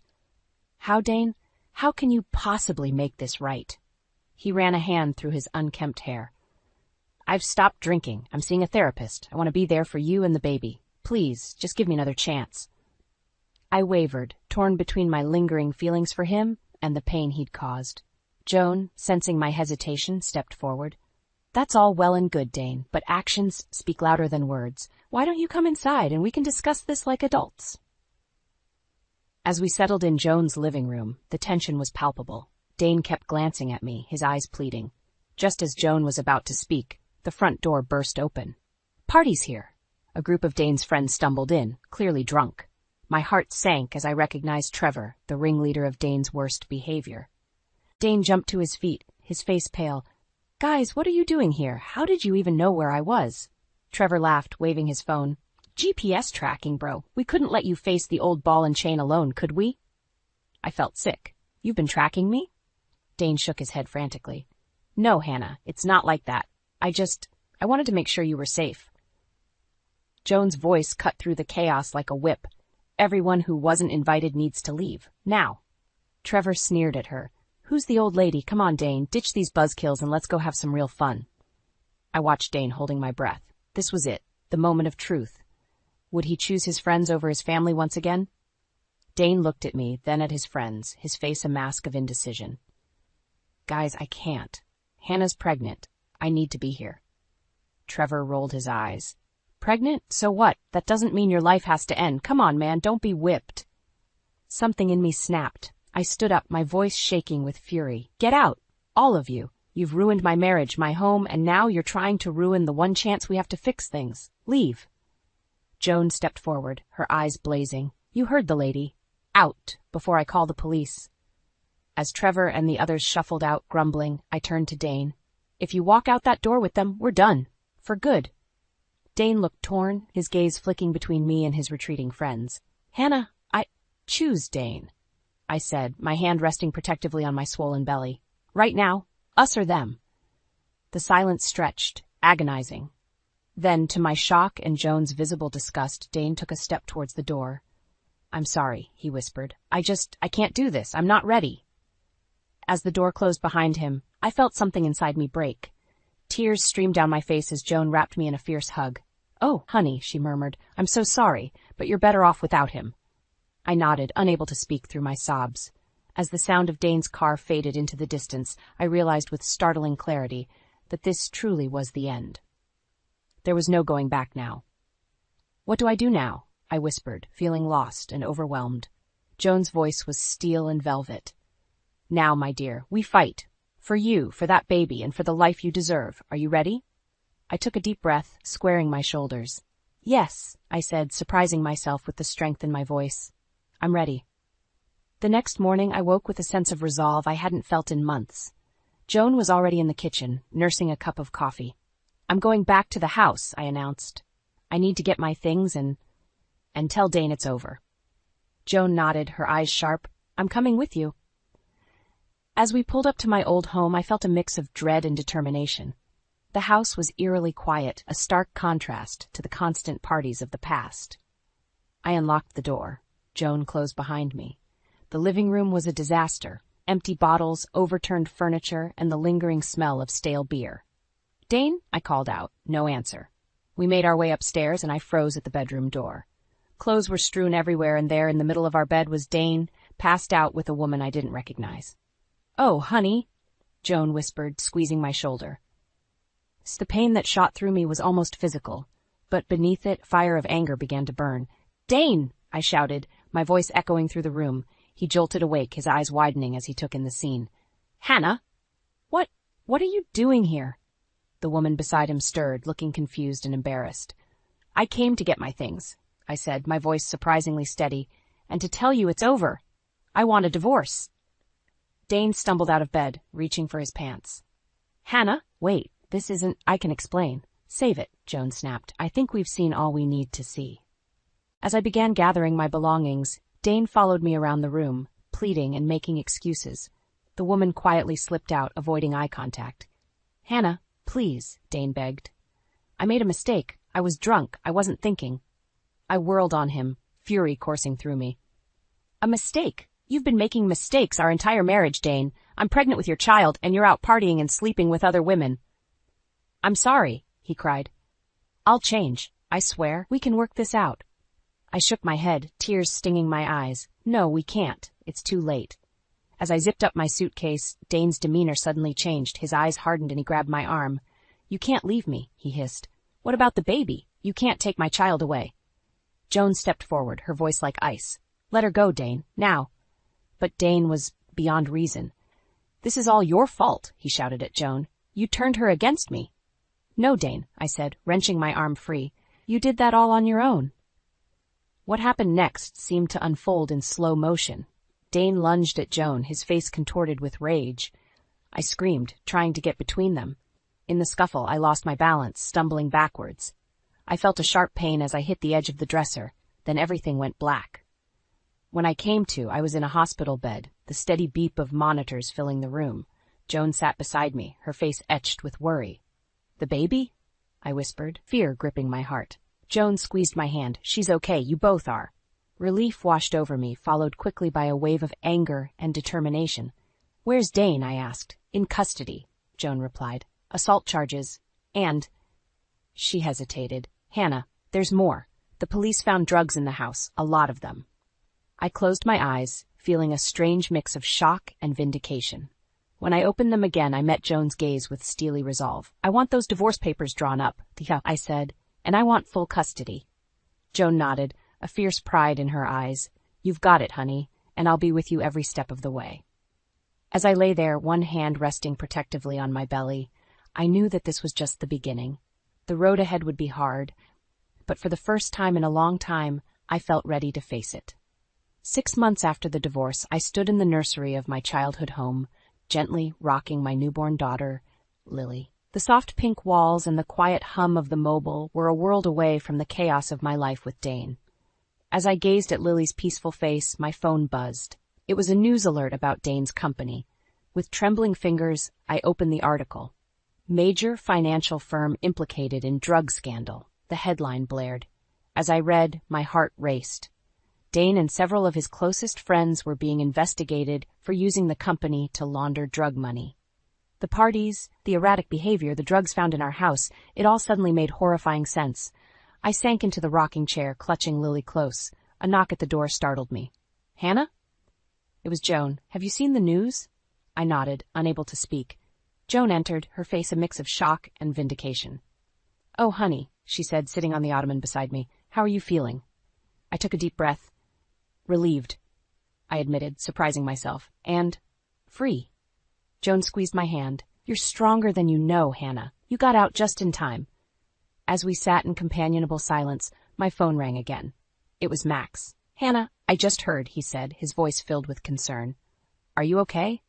"I am," I replied, realizing it was true. "How are you holding up? I know Dane was your friend." Max sighed. "The Dane I knew died a long time ago. I'm just glad you and Lily are safe." After we hung up, I looked at Joan. "I need to do something. Can you watch Lily for an hour?" She nodded, understanding in her eyes. I drove to the county jail where Dane was being held. As I sat across from him in the visitation room, I barely recognized the man before me. He looked haggard, defeated. "Hannah," he said, his voice hoarse, "I'm so sorry for everything." I met his gaze steadily. "I'm not here for your apology, Dane. I'm here to tell you that Lily and I are going to be fine. We're moving forward, and you need to let us go." Dane's eyes filled with tears. Can I ever see her?" I shook my head. "Not now.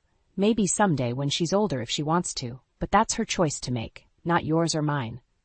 As I stood to leave, Dane called out, "I did love you, Hannah, in my own messed up way." I paused at the door. "I know, but sometimes love isn't enough. Goodbye, Dane."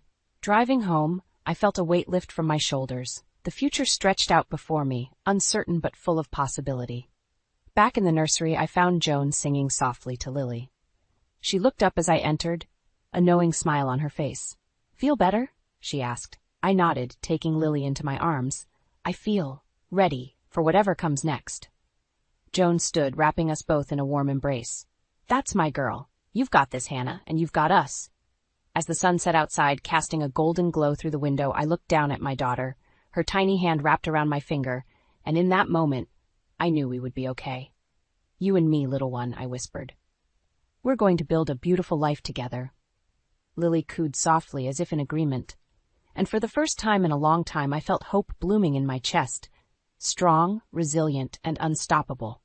The road ahead wouldn't be easy, but I was ready to face it head on. With Lily in my arms, Joan by my side, and friends like Max to support us, I knew we could weather any storm. As I put Lily to bed that night, I made a silent vow. We would learn from the past, but we wouldn't be defined by it. We would build a life filled with love, laughter, and strength. And most importantly, we would never settle for less than we deserved. The tides had turned, and this time they were carrying us towards a brighter shore. I stared at Lucas in disbelief, his words a knife twisting in my gut. "You want a divorce? Because of her?" I gestured towards the young woman beside him, her cold eyes appraising me with disdain. Lucas shrugged nonchalantly.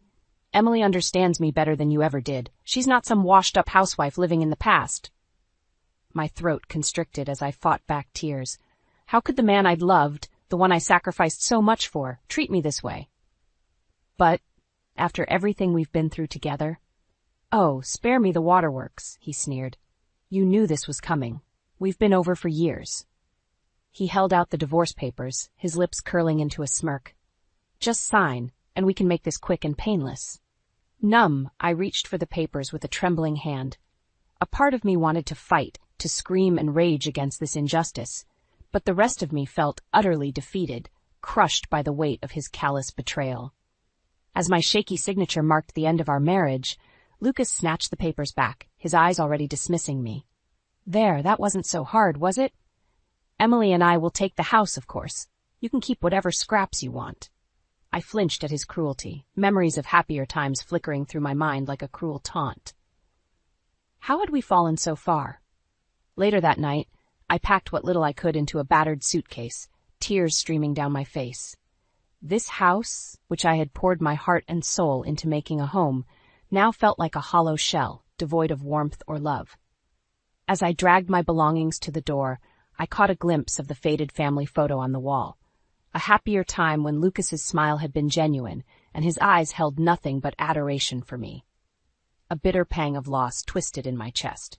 I was truly alone now, cast aside like worthless trash. The harsh reality of my situation hit me like a physical blow, and I sank to the floor, overcome by the overwhelming sense of despair and betrayal. The days that followed passed in a blur of misery. I found myself in a dingy one-bedroom apartment, the bare walls and stained carpets a far cry from the comfortable home I'd known. Each night I lay awake, haunted by the memory of Lucas's cruel words and the sting of his betrayal. Survival became a daily struggle. With no job and a rapidly dwindling savings, I was forced to take on whatever menial work I could find, waitressing, cleaning houses, anything to keep a roof over my head. The indignity of it all was a bitter pill to swallow, but I had no choice but to endure. One evening, as I dragged my weary body to the laundromat, a kind-eyed elderly man offered me a warm smile. "Rough day?" I managed a weak nod, too exhausted to muster a response. "I'm Walter," he said, his voice gentle.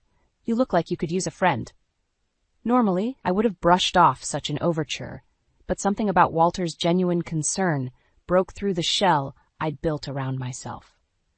Before I knew it, I found myself pouring out the sordid tale of Lucas's betrayal, the words tumbling out in a torrent of pent-up anguish. To my surprise, Walter listened with patient understanding, his kind eyes reflecting a depth of empathy that touched my soul. "That scoundrel doesn't deserve a woman like you," he said, his voice tinged with righteous indignation. In that moment, I felt a flicker of something I hadn't experienced in far too long. Hope. Perhaps I wasn't as alone in this world as I'd thought. Over the following weeks, Walter became a constant presence in my life, offering a listening ear and a shoulder to lean on. Bit by bit, I found myself opening up to him, drawn to his gentle wisdom and unwavering kindness. One day, as we shared a cup of coffee in his immaculate suburban home, Walter revealed a startling truth. "You know, I knew your mother many years ago," he said wistfully. "We were very close, once upon a time." My breath caught in my throat as he regaled me with tales of my mother's vivacious spirit and unwavering strength, painting a picture of a woman I'd never truly known. With each anecdote, I felt a newfound connection to my roots, a sense of belonging I'd been desperately craving. As Walter's story unfolded, an even more shocking revelation came to light. He was my estranged father, torn from my mother's life by the cruel whims of fate. Tears stung my eyes as he expressed his deep regret for missing out on so many precious years, his voice thick with emotion. In that moment, I realized that Walter was more than just a kind stranger. He was a lifeline, a beacon of hope in the darkest of storms. And as I gazed into his eyes, so much like my own, I knew that together we could weather any tempest that lay ahead. Walter's revelation hit me like a ton of bricks. My estranged father, the man I'd longed for my entire life, had been right here all along. A flurry of emotions swirled within me. Joy, anger, disbelief. But above all else, a profound sense of relief washed over me. I wasn't alone in this world after all. "Why didn't you try to find me?" I asked, my voice trembling with a mix of hurt and hope. Walter's eyes were heavy with remorse. "I did try, for years, but your mother, she made it clear she wanted a clean break.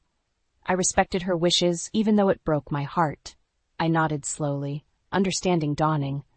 My mother had been fiercely independent, determined to make it on her own after the heartbreak of my father leaving.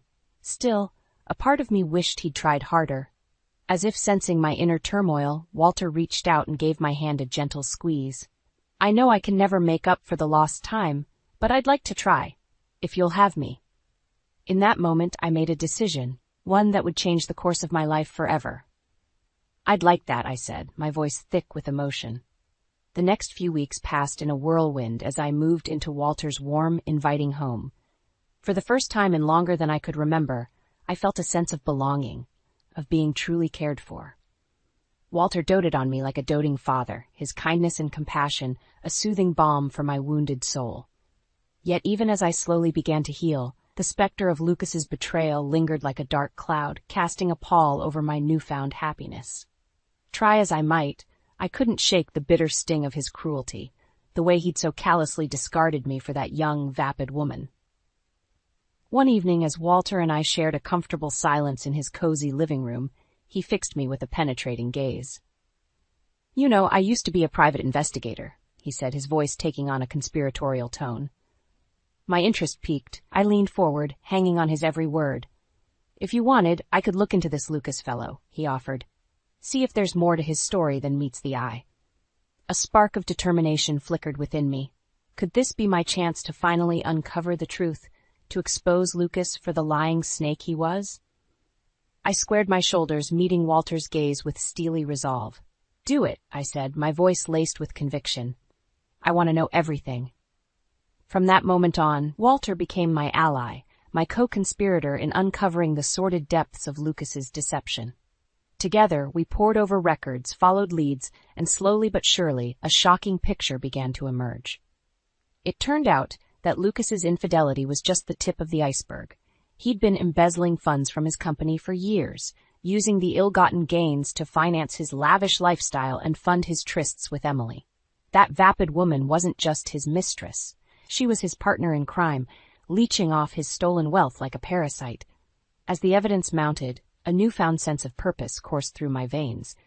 This wasn't just about revenge anymore. It was about justice, about exposing the truth and watching their carefully constructed facade come crumbling down around them. With Walter by my side, I knew I had the strength to face down my demons and reclaim the life that had been so callously torn from me. The battle lines were drawn, and I was ready for war. With the truth about Lucas's misdeeds laid bare before me, a newfound sense of purpose took root within my soul. No longer was I the meek, downtrodden woman he had so callously discarded. I was a woman reborn, fueled by a righteous fury that burned brighter with each damning revelation. Walter's private investigation firm became my second home, a hub of activity where we plotted and strategized, determined to bring Lucas's house of lies crashing down around him. Day after day, I immersed myself in the work, poring over financial records and piecing together the intricate web of deceit he had spun. With each new piece of evidence we uncovered, I felt my confidence growing, the shackles of self-doubt that had once bound me falling away.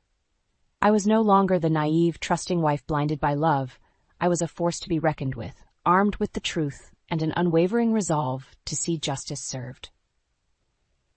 "You're a natural at this," Walter would often remark, a hint of pride in his voice, as he watched me methodically dissect the case files. "Like you were born for it."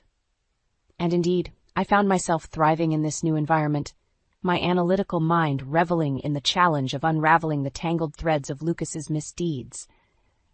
It was as if a part of me that had lain dormant for years was finally awakening, stretching its wings and embracing the thrill of the hunt.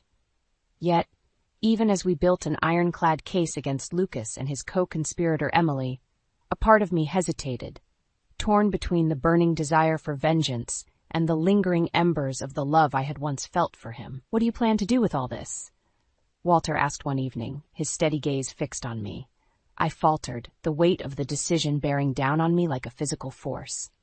I don't know," I admitted, my voice wavering. "Part of me wants to see them pay for what they've done, to watch their lives crumble the way they destroyed mine. But another part—" Walter nodded in understanding, his eyes kind yet resolute. "Whatever path you choose, I'll stand by you. But remember, Jennifer, this is about more than just revenge. It's about reclaiming your life, your dignity, and ensuring they can never hurt anyone else the way they've hurt you." His words resonated deep within me, stoking the embers of my determination. He was right. This wasn't just about settling a personal score.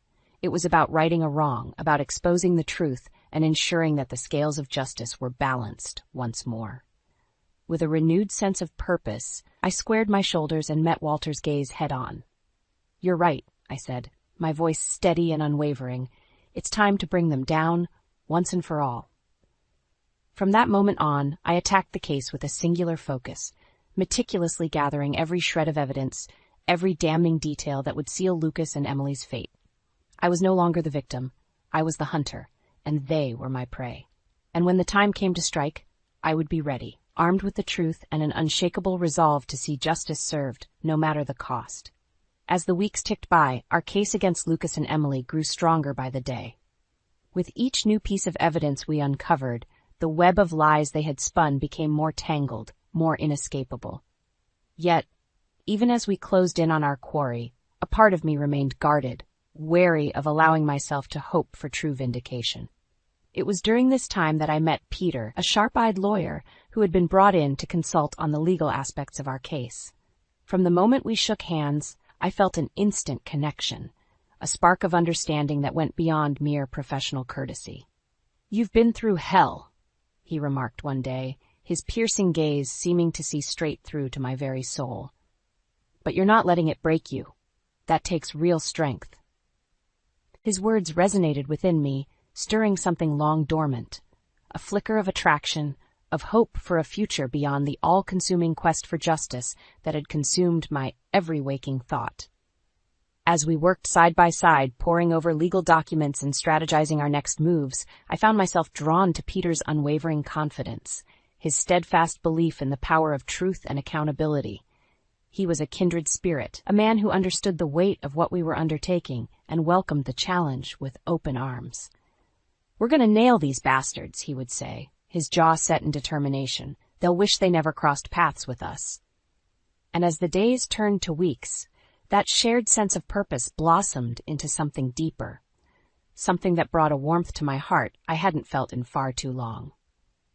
Peter became my rock, my anchor in the storm of emotions that threatened to overwhelm me as the endgame drew near.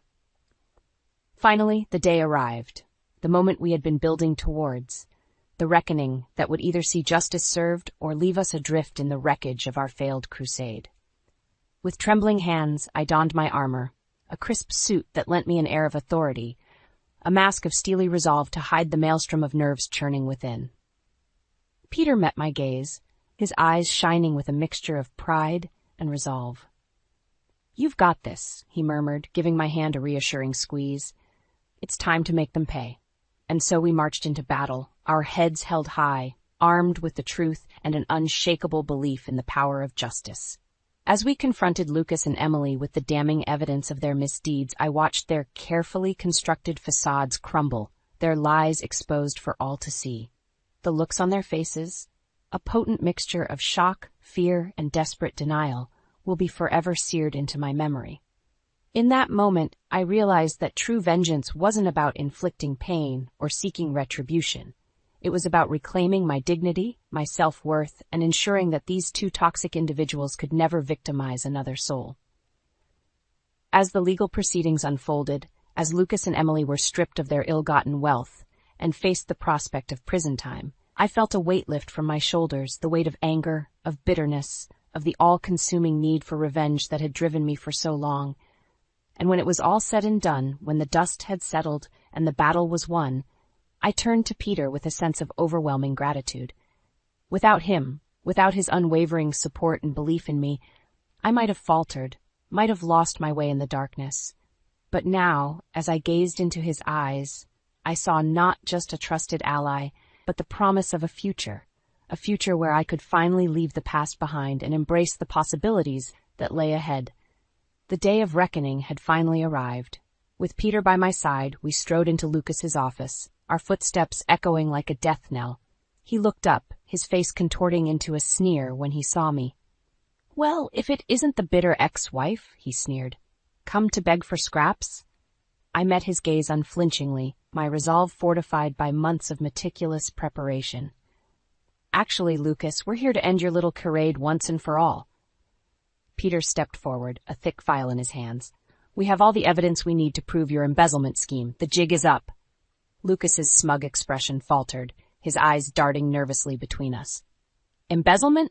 That's absurd. I'm a respected businessman." "Save it," I spat. "We know everything, the offshore accounts, the kickbacks, all of it. And we have proof that Emily was in on the whole thing." As if on cue, Emily sidled into the room, her face pale. "Lucas, what is she talking about?" He turned on her, his eyes wild. "You said you covered our tracks. You useless little—" "Enough." Peter's voice cracked like a whip, silencing them both. "The evidence speaks for itself. Unless you want to add obstruction to the charges, I suggest you start talking." For a long, tense moment, silence reigned. Then, like a deflating balloon, Lucas slumped in his chair, all bravado fled. All right, you got me. I watched, numb, as he laid it all out. The years of skimming funds, the lies, the despicable way he had used and manipulated Emily. Each sordid revelation was like a twist of the knife, but I remained steadfast, drinking in his downfall with a sense of grim satisfaction. Emily, for her part, quickly turned on him, her self-preservation instinct kicking in. He made me do it, she wailed. He said if I didn't help, he'd ruin me. Lucas sneered. Don't play the victim now, you little... That's enough, Peter cut him off. We have all we need. The authorities are already on their way. As if on cue, the door burst open, and a team of stern-faced officers flooded in. I watched, numb, as they slapped handcuffs on Lucas and Emily, their protestations falling on deaf ears. In that moment, as they were led away in disgrace, I felt a profound sense of vindication wash over me. The facade had finally crumbled, the lies exposed for all to see. And I, the woman they had so callously discarded, had been the architect of their downfall. In the days and weeks that followed, the legal proceedings unfolded like a well-oiled machine. Lucas and Emily's empire crumbled, their ill-gotten wealth seized, their reputations in tatters. And through it all, I remained a silent observer, drinking in their suffering with a sense of grim satisfaction. Yet, even as I savored their comeuppance, a part of me felt hollow. The all-consuming drive for revenge that had fueled me for so long had been sated, leaving an emptiness in its wake. It was Peter who helped me find my way back, his steady presence and unwavering support a lifeline in those dark moments. You did the right thing, he would remind me, his eyes shining with pride. They got what they deserved, but you're so much more than this. Slowly, painfully, I began to rebuild the pieces of my shattered life, shedding the anger and bitterness that had weighed me down for far too long. With Peter by my side, I found the strength to look towards the future, to embrace the possibilities that lay ahead. And as the dust settled, as Lucas and Emily faded into distant memories, I realized that true victory wasn't about watching them suffer. It was about reclaiming my own power, my own sense of self-worth. They had tried to break me, to strip me of everything that made me whole. But in the end, I had risen from the ashes, stronger and more resilient than ever before. And that, more than any punishment they could face, was the greatest victory of all. The courtroom was abuzz with hushed whispers and sidelong glances as Lucas and Emily were led in, their once immaculate appearances now disheveled and unkempt. As they took their seats, Lucas shot me a venomous glare, his eyes burning with impotent rage. I met his gaze unflinchingly, my spine ramrod straight. This was it, the moment I had been waiting for, the final reckoning for their misdeeds. The trial unfolded like a slow-motion train wreck, each witness and piece of evidence further exposing the sordid depths of their betrayal. I watched, my heart pounding, as the prosecution methodically dismantled their flimsy defense, presenting an overwhelming case that left no room for doubt. When it was my turn to take the stand, I felt a surge of adrenaline course through my veins. This was my chance to confront them, to lay bare the pain and anguish they had inflicted upon me. Miss Warner, the prosecutor began, his voice measured and calm. In your own words, please describe the events leading up to your discovery of the embezzlement scheme. I took a deep breath, my gaze flickering to where Lucas and Emily sat, their faces twisted into matching sneers of contempt. It started with the lies, I began, my voice steady and unwavering. The late nights at the office, the sudden influx of cash that Lucas couldn't quite explain away. As I spoke, recounting the gut-wrenching moments when the truth had begun to unravel, I saw Emily shift uncomfortably in her seat, her bravado faltering. And then there was Emily. I continued, turning my attention to the woman who had so willingly participated in my destruction. The young, vapid thing he had taken as his mistress, his partner in crime. Lucas opened his mouth, no doubt to spew forth some vile retort, but the judge silenced him with a stern glare. They thought they could just discard me like I was nothing, I said, my voice trembling with barely contained emotion. They took everything from me. My home, my dignity, my sense of self-worth. And for what? Greed? Lust? A pathetic attempt to recapture their youth? The words poured forth like a torrent, each one lancing the fetid boil of anger and betrayal that had festered within me for so long. I laid it all bare. The sleepless nights, the soul-crushing loneliness, the utter despair of having the one person I trusted most violate that trust in the most cruel and callous way imaginable. By the time I finished, there was not a dry eye in the courtroom. Even the judge, a weathered veteran of countless trials, seemed visibly shaken by the rawness of my testimony. As for Lucas and Emily, their smug facades had crumbled, replaced by pallid masks of fear and realization. They knew, in that moment, that they had lost, that the web of lies they had so carefully constructed was unraveling before their very eyes. The verdict, when it came, was swift and decisive. Guilty on all counts.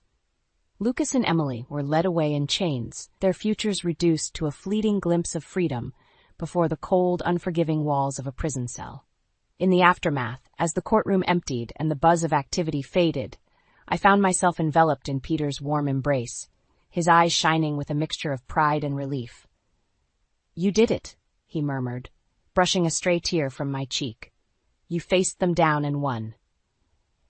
And in that moment, as the weight of everything I had endured finally lifted from my shoulders, I realized that he was right. I had won, not just the battle against Lucas and Emily, but the war against the demons that had threatened to consume me. With Peter by my side, I knew that the future was bright, filled with endless possibilities, and the promise of a life lived on my own terms. The road ahead would not be easy, but for the first time in what felt like an eternity, I felt truly free. As we left the courthouse, hand in hand, I couldn't help but steal one last glance at Lucas and Emily, their once smug countenances now twisted into masks of dejection and defeat. They had tried to break me, to strip me of everything that made me whole, but in the end, their cruelty had only served to forge me into something stronger, something unbreakable. And as the courthouse doors swung shut behind us, I knew that I had finally closed the book on that dark chapter of my life, ready to embrace the future with open arms and an unshakable resolve to never let anyone hold that kind of power over me again. In the aftermath of Lucas and Emily's downfall, a newfound sense of purpose took root within me. No longer was I the broken, downtrodden woman they had sought to destroy. I was a phoenix, reborn from the ashes of their betrayal, stronger and more resilient than ever before. With Peter by my side, I threw myself into the work at Walter's private investigation firm, relishing the thrill of uncovering the truth and righting wrongs. Each case we took on was a chance to make a difference, to ensure that justice prevailed, no matter how tangled the web of lies. "You're a natural at this," Peter would often remark, his eyes shining with admiration as I deftly unraveled the most complex of mysteries. "It's like you were born for it." And he was right. In the world of private investigation, I had found my true calling, a path that allowed me to channel the hard-won lessons of my past into something meaningful and purposeful. As the months rolled by, Walter watched my transformation with a mixture of pride and awe, his fatherly affection shining through in every interaction. "You've come so far, my dear," he would say, his eyes misty with emotion. "Your mother would be so proud." His words were a balm to the lingering wounds within me, a reminder that even in my darkest moments, I had never been truly alone. Walter had been my rock, my steadfast ally in the fight against Lucas and Emily's villainy, and now he was my mentor, guiding me towards a future brighter than I could have ever imagined. Together we tackled case after case, our reputation for uncompromising integrity and dogged determination spreading like wildfire through the city. From missing persons to corporate espionage, no mystery was too complex, no challenge too daunting for our tight-knit team. And through it all, Peter remained my anchor, his unwavering love and support a constant source of strength and inspiration. "You're a force to be reckoned with," he would whisper in the quiet moments, his arms wrapped around me in a tender embrace. "Nothing can stop you now." As the years passed, our bond only grew stronger, our shared understanding and respect blossoming into a love deeper than I had ever known. And when Peter finally dropped to one knee, a simple diamond ring glittering in his palm, I knew that my journey had come full circle, from the depths of despair to the heights of pure, unbridled joy. "Yes," I breathed, tears of happiness streaking my cheeks as he slipped the ring onto my finger. 1,000 times, yes. In that moment, as our lips met in a searing kiss, I knew that I had finally left the ghost of Lucas and Emily behind for good. They were mere footnotes in the grand tapestry of my life, footnotes that had ultimately shaped me into the woman I was always meant to become. And as Peter and I embarked on our new life together, hand in hand and hearts overflowing with love, I couldn't help but feel a profound sense of gratitude. Gratitude for the trials that had forged me into someone unbreakable. Gratitude for the people who had stood by me through it all. And gratitude for the future that stretched out before us, ripe with endless possibilities. Walter's retirement shortly after our wedding only solidified my path, as he passed the reins of the firm to me with a knowing smile and a hearty embrace. "It's all yours now, my dear," he murmured, his eyes shining with pride. "Go out there and show the world what you're made of." And as I stood at the helm of the firm that had become my second home, surrounded by the steadfast team that had become my family, I knew that Walter's words rang true. The road ahead was paved with challenges, but I was ready to face whatever life threw my way, to fight for justice and truth with every fiber of my being.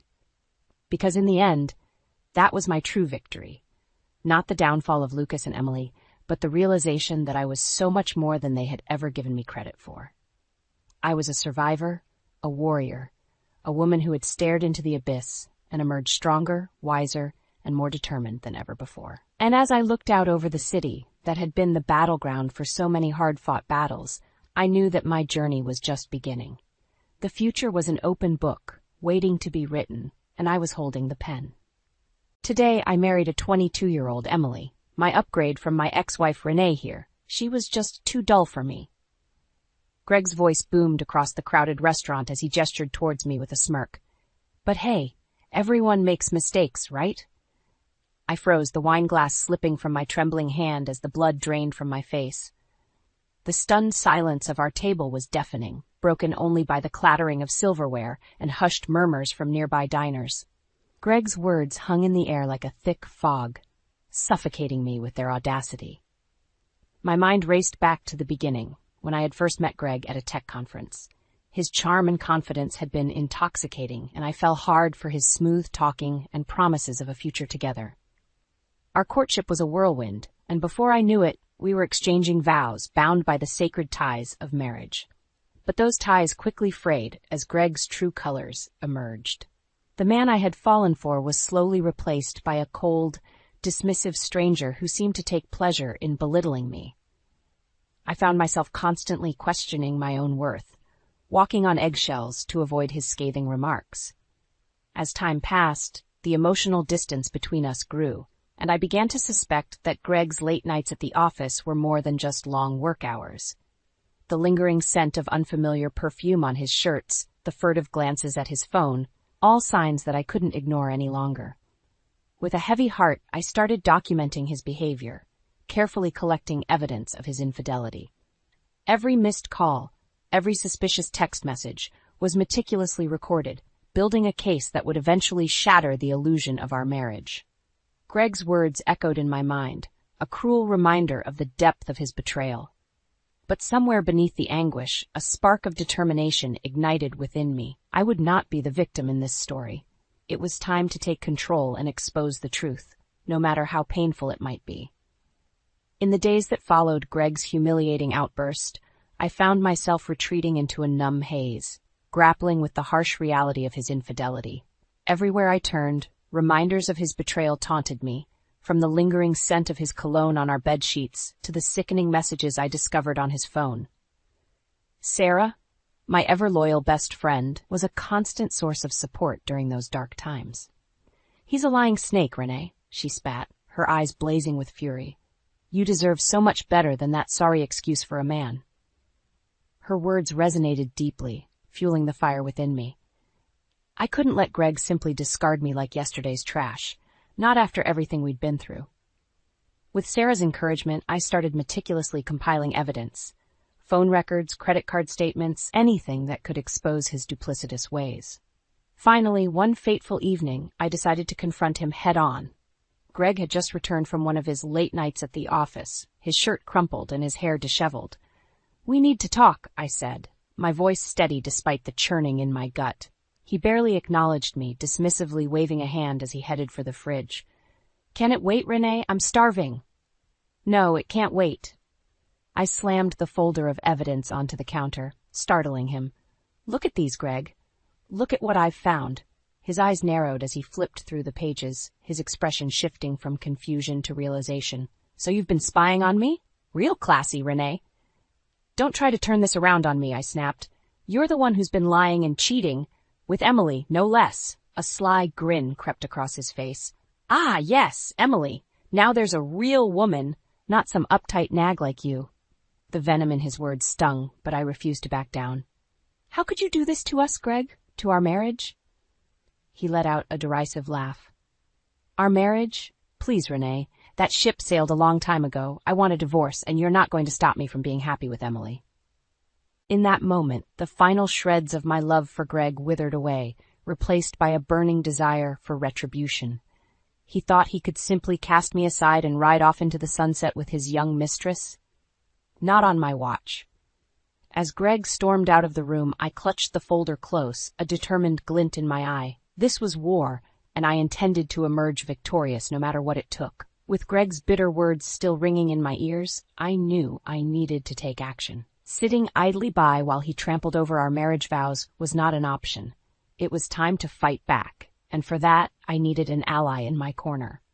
Lisa Turner came highly recommended by a friend, a no-nonsense divorce attorney known for her tenacity. Our first meeting left me feeling empowered, as she laid out the legal avenues I could pursue. "Greg's infidelity gives you grounds for a fault divorce," Lisa explained, her steely gaze fixed on me. "And with the evidence you've gathered, we have a strong case for securing a sizable settlement." A weight lifted from my shoulders. Finally, I had a path forward, a way to make Greg pay for his misdeeds. Lisa wasted no time in filing the necessary paperwork, setting the wheels in motion. In the meantime, I continued documenting Greg's exploits, paying close attention to his finances. It didn't take long to uncover a trail of overspending and questionable purchases. Expensive jewelry, lavish dinners, all likely ploys to woo his young mistress. One fateful afternoon, as I was restocking our fridge at the local grocery store, a familiar figure caught my eye. There she was, Emily, draped in an ostentatious fur coat that likely cost more than my car. Her saccharine smile turned sickly sweet as she sauntered over. "Well, if it isn't the scorned wife," she cooed, her voice dripping with condescension. "Greg told me all about how you've been making his life miserable." My hands clenched into fists as I fought the urge to lash out. "You have no idea what you're getting yourself into, Emily. Greg's just using you." She let out a derisive laugh. "Keep telling yourself that, dear. Greg loves me in a way he could never love a frigid shrew like you." Before I could respond, she was gone, leaving a trail of her sickly sweet perfume in her wake. My blood boiled with rage, fueling my determination to take Greg down once and for all. With Lisa's guidance, we crafted a meticulous plan to expose Greg's deceit and ensure I received every penny I was owed. Financial records, witness statements, even private investigators, no stone would be left unturned in our pursuit of justice. As the court date loomed closer, I found myself filled with a sense of purpose. Greg had made the grave mistake of underestimating me, and now he would face the consequences of his actions. I was no longer the meek, downtrodden wife he had taken for granted. I was a woman on a mission, and nothing would stand in my way. With Lisa's guidance, I knew it was time to turn up the heat on Greg. No more playing nice. He needed to feel the full weight of his actions crashing down on him. The first salvo came in the form of a certified letter delivered straight to Greg's office. I couldn't help but smirk at the thought of his colleagues whispering behind his back, speculating about the impending legal drama. True to form, Greg responded with fury when he called me later that evening. "What the hell is this, Renee?" he snarled into the phone. "You have no right to do this." "I have every right," I shot back, my voice steady and unwavering. "You brought this on yourself, Greg. Did you really think you could just discard me like trash and ride off into the sunset with your little mistress?" His silence spoke volumes. For once, the smug, arrogant Greg seemed at a loss for words. From that point on, it was a whirlwind of activity. Lisa and I burned the midnight oil, poring over financial records and gathering every shred of evidence we could find. Witness statements, private investigator reports, even footage from security cameras, nothing was off limits. With each new piece of damning information, I felt a surge of vindication coursing through my veins. Greg had truly underestimated me, and now he would pay the ultimate price. Lisa proved to be a formidable ally, her legal expertise guiding me through the often confusing maze of divorce proceedings. There are different types of compensation we can pursue, she explained one evening as we strategized over takeout containers. Alimony, of course, to ensure you maintain your standard of living. But we can also go after a lump sum payment, as well as a portion of Greg's assets and investments. My head spun at the prospect, but Lisa's confidence was contagious. For the first time in months, I allowed myself to envision a future without Greg's shadow looming over me. As the court date drew nearer, the tension was palpable. Greg's lawyers tried every trick in the book, from character assassinations to spurious counter-accusations. But Lisa was a rock, her unwavering resolve a beacon guiding me through the storm. Finally, the day of reckoning arrived. I took the stand, my heart pounding in my chest as I recounted the sordid details of Greg's betrayal. His lawyers tried to rattle me, but I stood firm, bolstered by the mountain of evidence we had amassed. When the judge finally rendered his verdict, the weight that had been bearing down on me for months seemed to lift. Greg was ordered to pay a substantial settlement, including alimony and a sizable portion of his assets. As the courtroom cleared, I caught a glimpse of Greg's contorted face, twisted with rage and disbelief. But for once, his tantrum didn't faze me. I had won, and nothing could take that away from me. The weight of the past year seemed to lift from my shoulders as I stepped out of the courthouse, the crisp autumn air filling my lungs. For the first time in what felt like an eternity, I was free. Free from Greg's grip, free from the turmoil that had consumed my life. As I finalized the divorce paperwork and transferred the settlement funds into my own account, a sense of vindication washed over me. Greg had tried his damnedest to break me, but in the end, I had emerged victorious, with my dignity and self-worth intact. Of course, Greg couldn't let me savor the victory without one last temper tantrum. As I was packing up the last remnants of my life from our once-shared home, he barged in, his face contorted with rage. "You think you've won, don't you?" he spat, looming over me with clenched fists. "Well, this isn't over, Renee. You haven't heard the last of me." I met his gaze with a calm, steady stare. "It's over, Greg. I've moved on, and so should you." Without another word, I brushed past him, leaving him to stew in his own bitterness. In the weeks that followed, I found solace in the simple pleasures I had long neglected.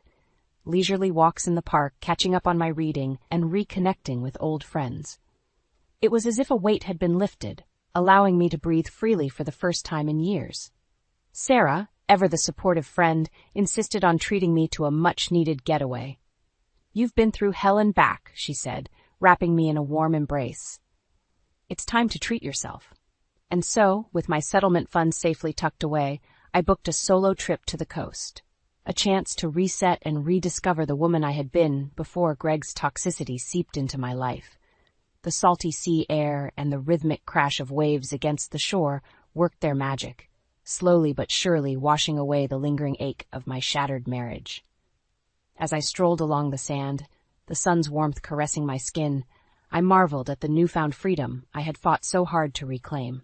No longer was I beholden to Greg's whims and moods, walking on eggshells to avoid his wrath. I was my own woman, master of my own destiny, with a world of possibilities stretching out before me. In those quiet moments of solitude, I found myself reflecting on the path that had led me here, the heartache, the betrayal, the grueling battle for justice. And yet, through it all, I had emerged stronger, more resilient, and more fiercely protective of my own worth. As I watched the sun dip below the horizon, painting the sky in brilliant hues of orange and pink, I made a silent vow to myself. Never again would I allow someone else to diminish my light. The future was mine to shape, and I intended to do so on my own terms, without apology or regret. The months following my divorce from Greg ushered in a newfound sense of peace and self-discovery. I threw myself into my work, relishing the freedom to chase my ambitions without the weight of a toxic relationship holding me back. It was at a local charity gala, surrounded by the city's elite, that my hard-earned tranquility was shattered. As I mingled with colleagues and potential investors, a familiar figure caught my eye across the crowded ballroom. Greg, looking every bit the smug philanderer, with Emily draped on his arm like a gaudy accessory. I felt my stomach lurch as they approached, Greg's self-satisfied smirk seeming to grow wider with every step. "Well, well, if it isn't my dear ex-wife," he proclaimed loudly, drawing the attention of nearby guests. "Renee, meet my radiant wife, Emily. We're expecting our little bundle of joy soon. Looks like everything is going right for me." Emily flashed a sickly sweet smile, her hand resting on the swell of her pregnant belly. In that moment, a wave of nausea washed over me, threatening to send the contents of my glass tumbling to the floor. Before I could react, the words spilled from my lips, fueled by a sudden surge of righteous indignation. "Congratulations," I replied, my voice dripping with thinly veiled disdain. "How many men have fathered your supposed bundle of joys, Emily?" The smile melted from Emily's face as she recoiled, her eyes widening in shock. Greg, ever the clueless fool, simply furrowed his brow in confusion. "What the hell are you talking about, Renee?" I leveled my gaze at Emily, unflinching. "You heard me. Or did you think your little secrets would stay buried forever?" With that, I turned on my heel and strode away, leaving Greg sputtering in my wake. The weight of Emily's deceit, the tangled web of lies she had spun, no longer burdened me. In that moment, I felt a sense of liberation, a vindication that transcended the petty drama of my failed marriage. In the days that followed, whispers rippled through the social grapevine, rumors of Emily's sordid past, a trail of broken hearts and shattered lives left in her wake. It seemed that even Greg's wealth and status couldn't shield him from the consequences of his misplaced trust. One evening, as I was unwinding after a long day at the office, my phone rang with an all-too-familiar number. Greg's voice, laced with desperation, crackled through the line. "Renee, we need to talk. Please, just hear me out." I almost pitied him in that moment, a man brought to his knees by his own hubris. But the scars of his betrayal ran too deep, and I had no intention of reopening those wounds. "Greg, it's over," I replied, my voice steady and resolute. "Whatever mess you've found yourself in, you'll have to sort it out on your own." His pleas fell on deaf ears as I ended the call, a newfound sense of closure washing over me. The path ahead was clear, unburdened by the baggage of my failed marriage. In the days and weeks that followed, I watched from afar as Greg's world unraveled. Emily's web of lies lay exposed, and the once charming businessman found himself shunned by the very social circles he had once dominated. As for me, I strode forward with my head held high, reveling in the knowledge that I had emerged from the ashes of my former life stronger, wiser, and utterly vindicated. As I left the charity gala that fateful night, a peculiar sense of satisfaction washed over me. For too long, I had allowed Greg and his scheming mistress to dictate the narrative, to hold the power over my emotions. But in that moment, the tables had turned, and their carefully constructed facade was crumbling before their very eyes. In the days that followed, the whispers grew louder, spreading like wildfire through the social circles Greg and Emily had once dominated. It seemed that Emily's past indiscretions, her trail of broken hearts and shattered lives, had finally caught up with her. Reports trickled in of scorned lovers emerging from the shadows, each with their own sordid tale of Emily's deceit. Fake identities, fabricated pregnancies, entire relationships built on a foundation of lies. It was a twisted web that even Greg, in all his arrogance, couldn't ignore. The once charming businessman found himself increasingly isolated, his friends and colleagues distancing themselves from the unfolding drama. Gone were the days of backslapping camaraderie and exclusive country club memberships. In their place, a deafening silence, punctuated by sidelong glances and hushed whispers. It was during this period of social exile that Greg reached out to me, his voice tinged with desperation. "Renee, please," he implored over the crackling phone line. "You have to help me. Emily, she's not who I thought she was." I couldn't help but let out a bitter laugh at the irony of his plea. "And you think I owe you anything, Greg, after everything you put me through?" His silence spoke volumes. For once, the smooth-talking charmer was at a loss for words, his silver tongue rendered impotent by the weight of his own hubris. I'm sorry, Greg, I continued, my voice brimming with a newfound confidence. But you made your bed a long time ago. Now you get to lie in it. With a decisive click, I ended the call, severing the last remaining tie to my former life. Greg's world was crumbling around him, and I had no intention of getting caught in the rubble. As the weeks wore on, the once powerful couple found themselves increasingly ostracized, their social status reduced to little more than a punchline. Emily's web of lies lay exposed, her carefully curated persona unraveling thread by thread. And Greg, the man who had once so callously discarded me in pursuit of his own selfish desires, was left to pick up the pieces of his shattered life. The lavish lifestyle, the adoring social circle, the illusion of power and prestige, all of it had crumbled in the wake of Emily's deception. For my part, I watched the drama unfold from a safe distance, a silent observer to the karmic retribution that had befallen my former tormentors. There was a certain poetic justice in their downfall, a vindication that transcended mere words or actions. As I moved forward with my life, building a thriving career and nurturing healthy relationships, I couldn't help but feel a sense of gratitude for the trials I had endured. They had forged me into a stronger, more resilient woman, one who would never again allow herself to be diminished by the likes of Greg or Emily. In the end, their twisted games had only served to illuminate my own inner strength, a resilience that had carried me through the darkest of times and into the light of a new, fulfilling chapter. And for that, I would be eternally grateful. 2 years had passed since that fateful encounter with Greg and Emily at the charity gala, 2 years of healing, growth, and hard-earned triumph. As I stood in the sleek, modern office that had become the headquarters of my burgeoning tech startup, I couldn't help but marvel at how far I'd come. What had once been a mere glimmer of an idea, a passion project born out of the ashes of my failed marriage, had now blossomed into a thriving business empire. My innovative software solutions were in high demand, attracting clients from all corners of the globe and securing my financial independence for years to come. Gone were the days of walking on eggshells, of letting Greg's toxic presence dictate my every move. I was the master of my own destiny now, calling the shots and shaping my future with an unwavering determination. As I navigated the bustling office, exchanging friendly banter with my dedicated team of employees, I couldn't help but feel a sense of pride and accomplishment. This was my legacy, built from the ground up through sheer grit and resilience. Of course, the road to success hadn't been an easy one. There had been countless late nights, nerve-wracking pitches to skeptical investors, and more than a few setbacks along the way. But each obstacle had only served to fuel my determination, reminding me of the depths I had been forced to climb from.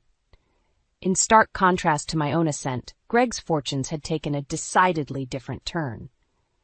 Word had trickled down through the grapevine that he was now persona non grata in the business world, his once sterling reputation tarnished beyond repair by the fallout from Emily's deception.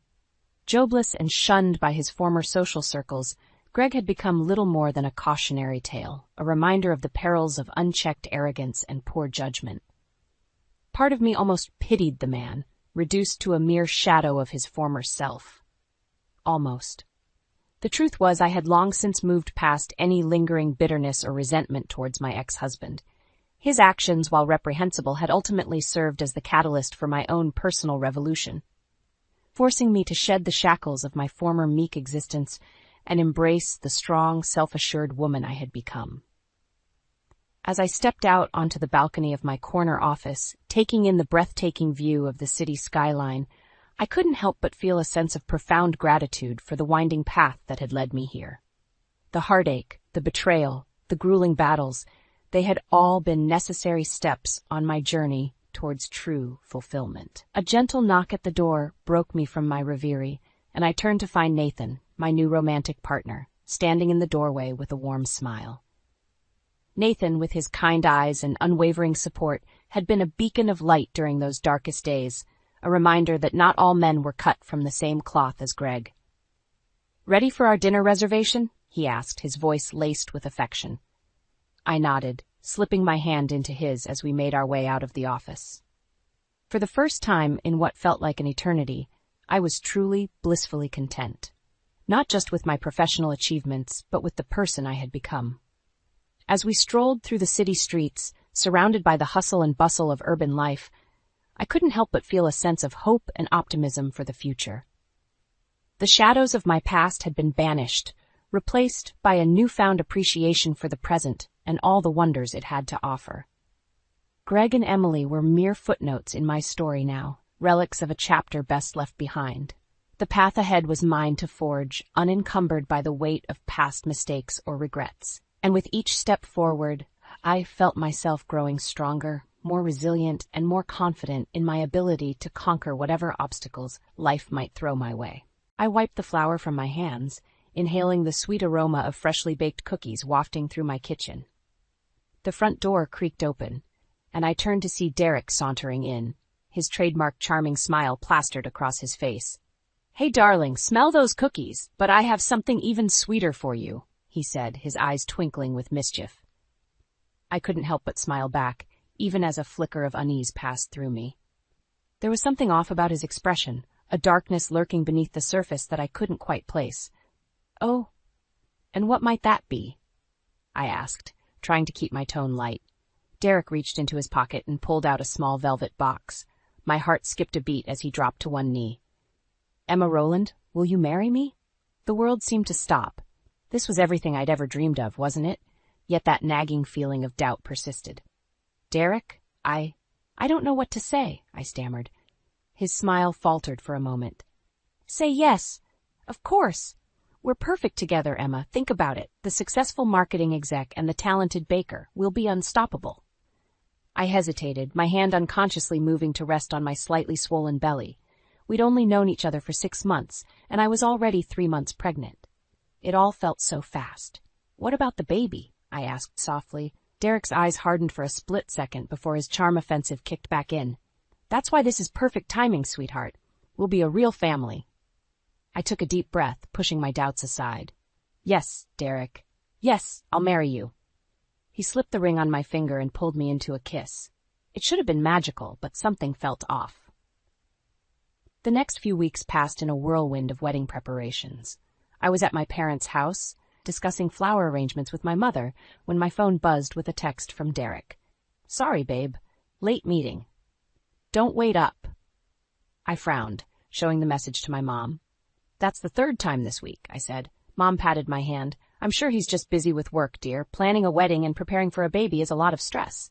I nodded, not entirely convinced. "I guess you're right." Later that evening, I was about to head home when I overheard my parents talking in hushed tones in the kitchen. "I don't like it, Marge," my father's gruff voice carried. "Something's not right with that Derek fellow." "Oh, Harold, you're just being overprotective," Mom replied. "Emma's a grown woman. She can make her own choices. But a shotgun wedding? And have you seen the way he looks at her sometimes? Like she's, I don't know, a prize he's won?" I backed away, my heart pounding. Was I making a terrible mistake? The day of the wedding arrived all too quickly. As I stood in the bridal suite, adjusting my veil, my best friend Lily burst in, her face pale. "Emma, I need to talk to you," she said urgently. "Lily, what's wrong? You look like you've seen a ghost." She wrung her hands nervously. I saw Derek outside. He was on the phone, arguing with someone." My stomach dropped. "What did you hear?" Lily hesitated.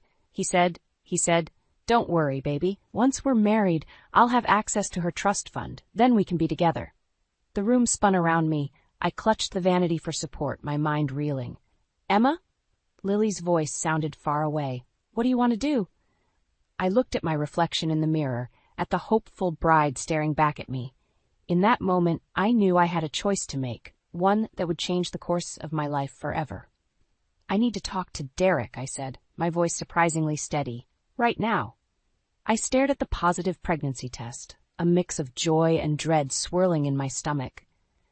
Derek and I had been married for just 3 months, and already the cracks in our relationship were starting to show. I took a deep breath and headed downstairs to share the news. "Derek," I called out, entering the living room. He was sprawled on the couch, scrolling through his phone. "What is it, Emma?" he asked, not bothering to look up. I swallowed hard. "I'm pregnant." His head snapped up, eyes wide. For a moment I saw a flicker of, was it panic? But then his trademark smile spread across his face. "That's wonderful, darling," he said, standing up to embrace me. But his hug felt stiff, forced. As the weeks passed, Derek's behavior became increasingly erratic. He'd come home late, reeking of alcohol and perfume that wasn't mine. When I'd confront him, he'd turn it around on me.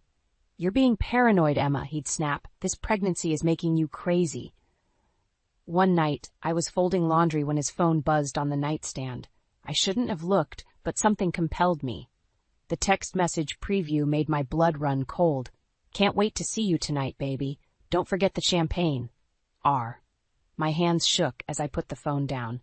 I heard the front door open and Derek's footsteps on the stairs. "Hey, I'm heading out," he called. "Work dinner." I met him in the hallway, my heart pounding. "With R?" I asked, my voice barely above a whisper. Derek's face hardened. "You went through my phone?" "Who is she, Derek?" He laughed, a cold, cruel sound that made me flinch. "You're being ridiculous, Emma. R is a client. Nothing more." But I saw the lie in his eyes. "Don't do this," I pleaded. "We're having a baby. We can work this out." Derek's expression softened, but there was no warmth in it. He cupped my face in his hands. "Oh, Emma. Sweet, naive Emma. Did you really think a baby would change anything?" I recoiled as if I'd been slapped. "What are you saying?" He sighed, dropping his hands. "I'm saying that this," he gestured between us, "was never meant to last. You were convenient, Emma. A pretty little housewife to show off at company parties, but you're not enough. You've never been enough." Tears streamed down my face. "But our vows. Our baby." Derek's laugh was hollow.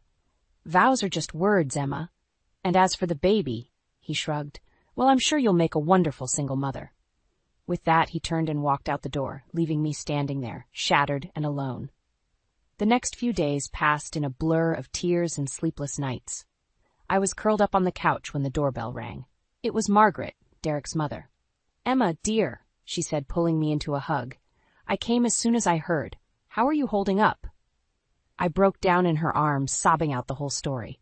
Margaret listened, her face growing darker with each word. "That boy," she muttered. "I raised him better than this." As we sat talking, my phone buzzed. It was a text from an unknown number. "Emma, it's Rachel. We need to talk. Derek's been lying to both of us." I showed Margaret the message, my hands shaking. "Oh, honey," Margaret said, squeezing my hand. "What are you going to do?" I took a deep breath, feeling a spark of determination ignite within me. "I'm going to meet her," I said, "and then I'm going to make Derek pay for what he's done to us." As I typed out a response to Rachel, I felt a shift inside me. The old Emma, sweet, trusting, naive, was gone. In her place was a woman scorned, a mother to be ready to fight for her future. "Game on, Derek," I whispered to myself. "You have no idea what's coming." I stood in the bustling cafe, my heart pounding as I scanned the room for Rachel. A petite blonde waved from a corner table, and I steeled myself as I approached. "Emma?" she asked, her voice trembling slightly. I nodded, sliding into the seat across from her. "Rachel, I presume?" She looked nothing like I'd imagined. Young, yes, but with a vulnerability in her eyes that caught me off guard. "I'm so sorry," Rachel blurted out. "I had no idea Derek was married. He told me you two were separated." I felt a familiar ache in my chest. "How long?" I managed to ask. 6 months, she whispered. "But last week I saw his wedding ring. When I confronted him, he laughed it off, said it didn't mean anything. Just anger flared inside me. That sounds like Derek." Rachel's eyes widened. "There's more. I think he's been stealing from the company. I saw some suspicious transfers on his laptop." My mind raced. Could this be the leverage I needed? Our conversation was cut short by my phone ringing. It was the hospital. I was in labor. "I have to go," I said, standing abruptly. "My water just broke." Rachel looked panicked. "Do you need help? Should I call Derek?" I shook my head. "No, I'll be fine on my own." But as I rushed to the hospital, pain searing through me, I realized how alone I truly was. Hours passed in a blur of agony and fear. Where was Derek? I'd left messages, but he was nowhere to be found. As another contraction hit, I gripped my mother's hand. "I can't do this," I sobbed. Mom stroked my hair. "Yes, you can, Emma. You're stronger than you know." With one final push, my daughter entered the world. As I held her tiny form, a fierce love unlike anything I'd ever known washed over me. "Hello, Ava," I whispered. "It's just you and me now." It wasn't until hours later that Derek finally showed up, reeking of alcohol. "Where have you been?" I hissed, careful not to wake Ava. He shrugged, barely glancing at the baby. Out. Had some things to take care of. Things? I echoed, disbelief turning to rage. Your daughter was being born.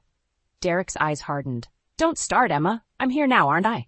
Get out, I said, my voice low and dangerous. He laughed. You can't be serious. I know about Rachel, I spat. And the money you've been stealing. Get out before I call security.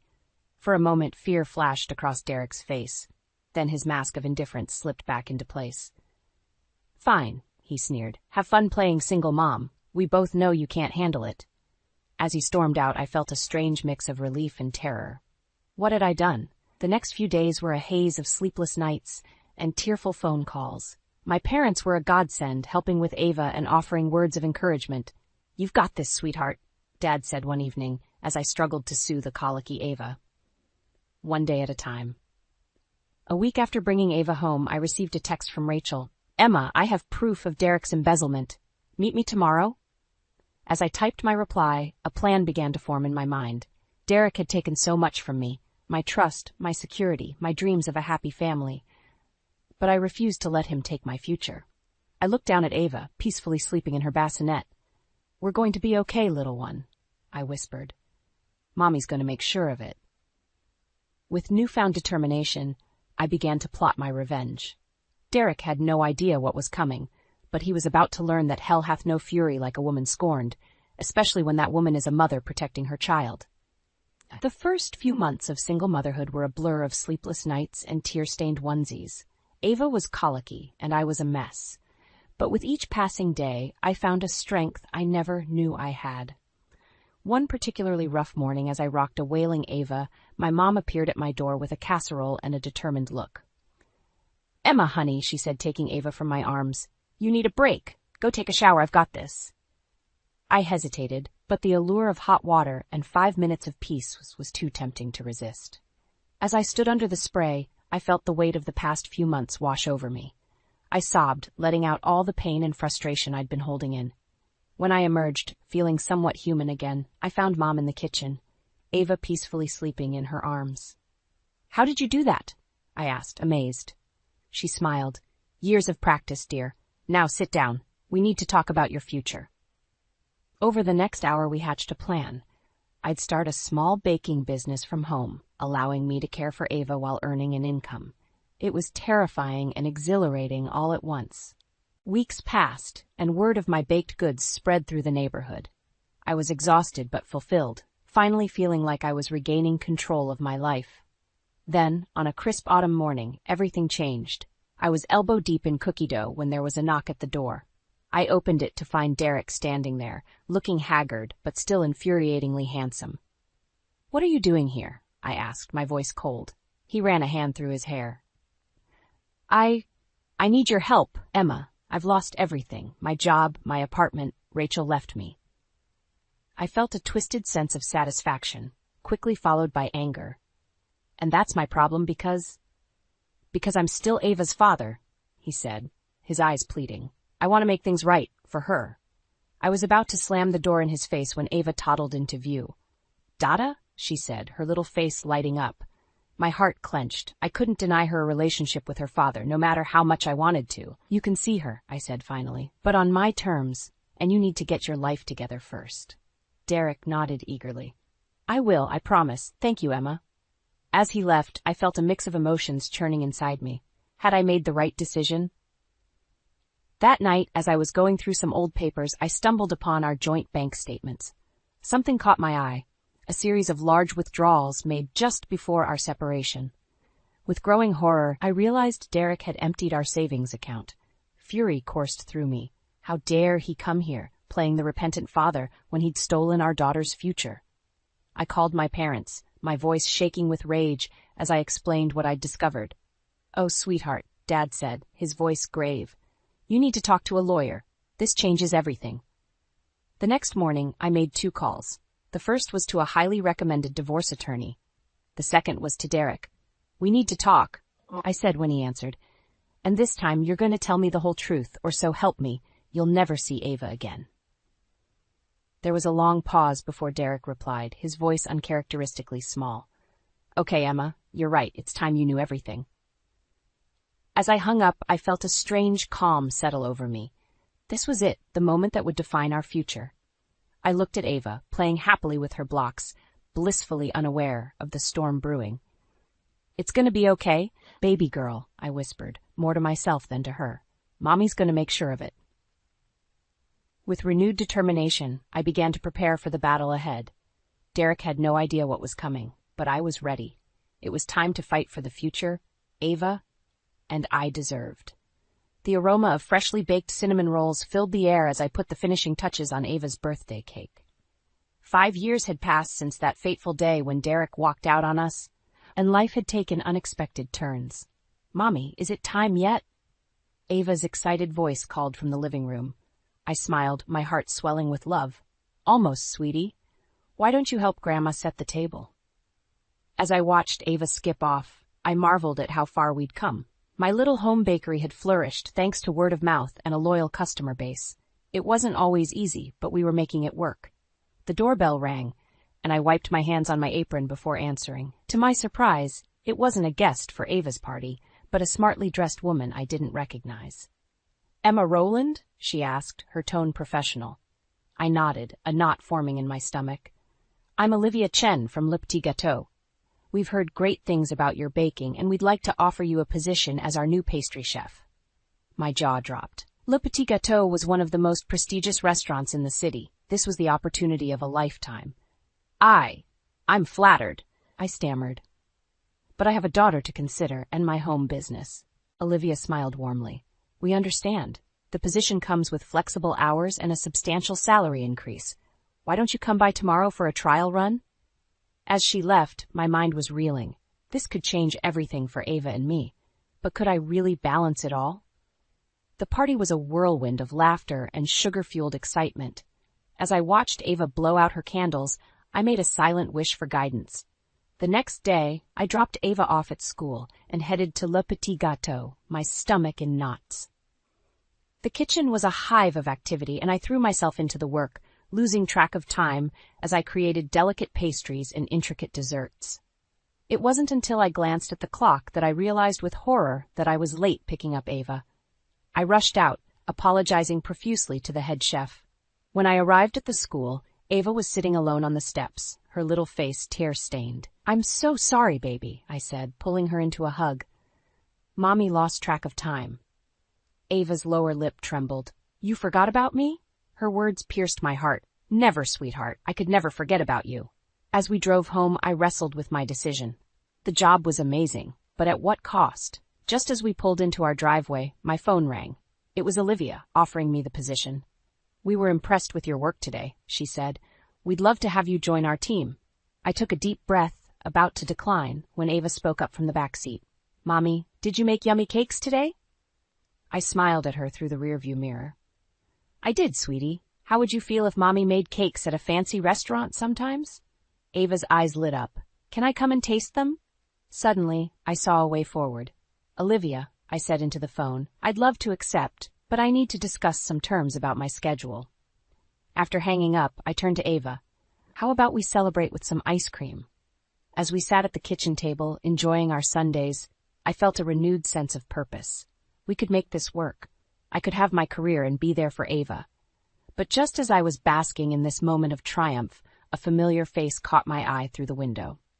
Derek was walking up our driveway, looking as handsome and charming as ever. My blood ran cold. What was he doing here? And why now, when everything was finally falling into place? As the doorbell rang, I knew I had to make a decision. Face Derek and potentially disrupt the life we'd built, or pretend we weren't home and keep him out of our lives for good. Ava looked at me, curiosity in her eyes. "Mommy, who's that man?" I took a deep breath, steeling myself for what was to come. "That, sweetheart, is your father, and it's time we had a long overdue conversation." The aroma of roast turkey filled Margaret's house as I put the finishing touches on my pumpkin pie. Thanksgiving had always been a big deal in the Rowland family, but this year felt different. Tension hung in the air like a thick fog, and I couldn't shake the feeling that everything was about to change. "Emma, dear, could you help me with these plates?" Margaret called from the dining room. As I arranged the china, I caught sight of Derek through the window, pulling up in his flashy sports car. My stomach churned. It had been months since I'd last seen him, and the memory of our encounter at Le Petit Gâteau still burned. "Grandma, look, Daddy's here!" Ava squealed, running to the door. I exchanged a glance with Margaret, whose lips were pressed into a thin line. She knew as well as I did that Derek's presence would complicate things. The moment Derek walked in, the atmosphere shifted. He scooped Ava up, showering her with kisses and presents, while barely acknowledging me or his mother. As we gathered around the table, I could feel the weight of unspoken words pressing down on us. Margaret cleared her throat, her voice strained as she asked us to join hands for grace. That's when I saw a flash of red on Derek's collar. Lipstick. My heart raced as I remembered Rachel, the young woman I'd seen him with at the restaurant. Throughout the meal, Derek regaled everyone with tales of his business successes, carefully omitting any mention of his personal life. But I couldn't stay silent any longer. The truth was clawing its way up my throat, demanding to be heard. "So, Derek," I said, my voice steadier than I felt, "how's Rachel doing these days?" The table fell silent. Derek's fork clattered against his plate. I don't know what you're talking about," he stammered, but the panic in his eyes told a different story. "Oh, I think you do," I pressed on, fueled by years of pent-up anger. "I saw you with her at Le Petit Gâteau. You looked quite cozy." Margaret gasped, her eyes darting between Derek and me. "Son, what is she talking about?" And just like that, the dam broke. Words poured out of me, every lie, every betrayal, every moment of heartache Derek had caused over the years. I told them about the affair, the stolen money, the broken promises. Derek's face contorted with rage. "You don't know what you're talking about," he shouted, slamming his fist on the table. "I've always provided for Ava." "Provided?" I laughed bitterly. "You mean the child support checks that bounce half the time? Or the promises to show up that you never keep?" Margaret's face had gone pale. "Derek, is this true? Have you been lying to all of us?" For a moment I saw a flicker of shame cross Derek's face, but it was quickly replaced by his usual charm offensive.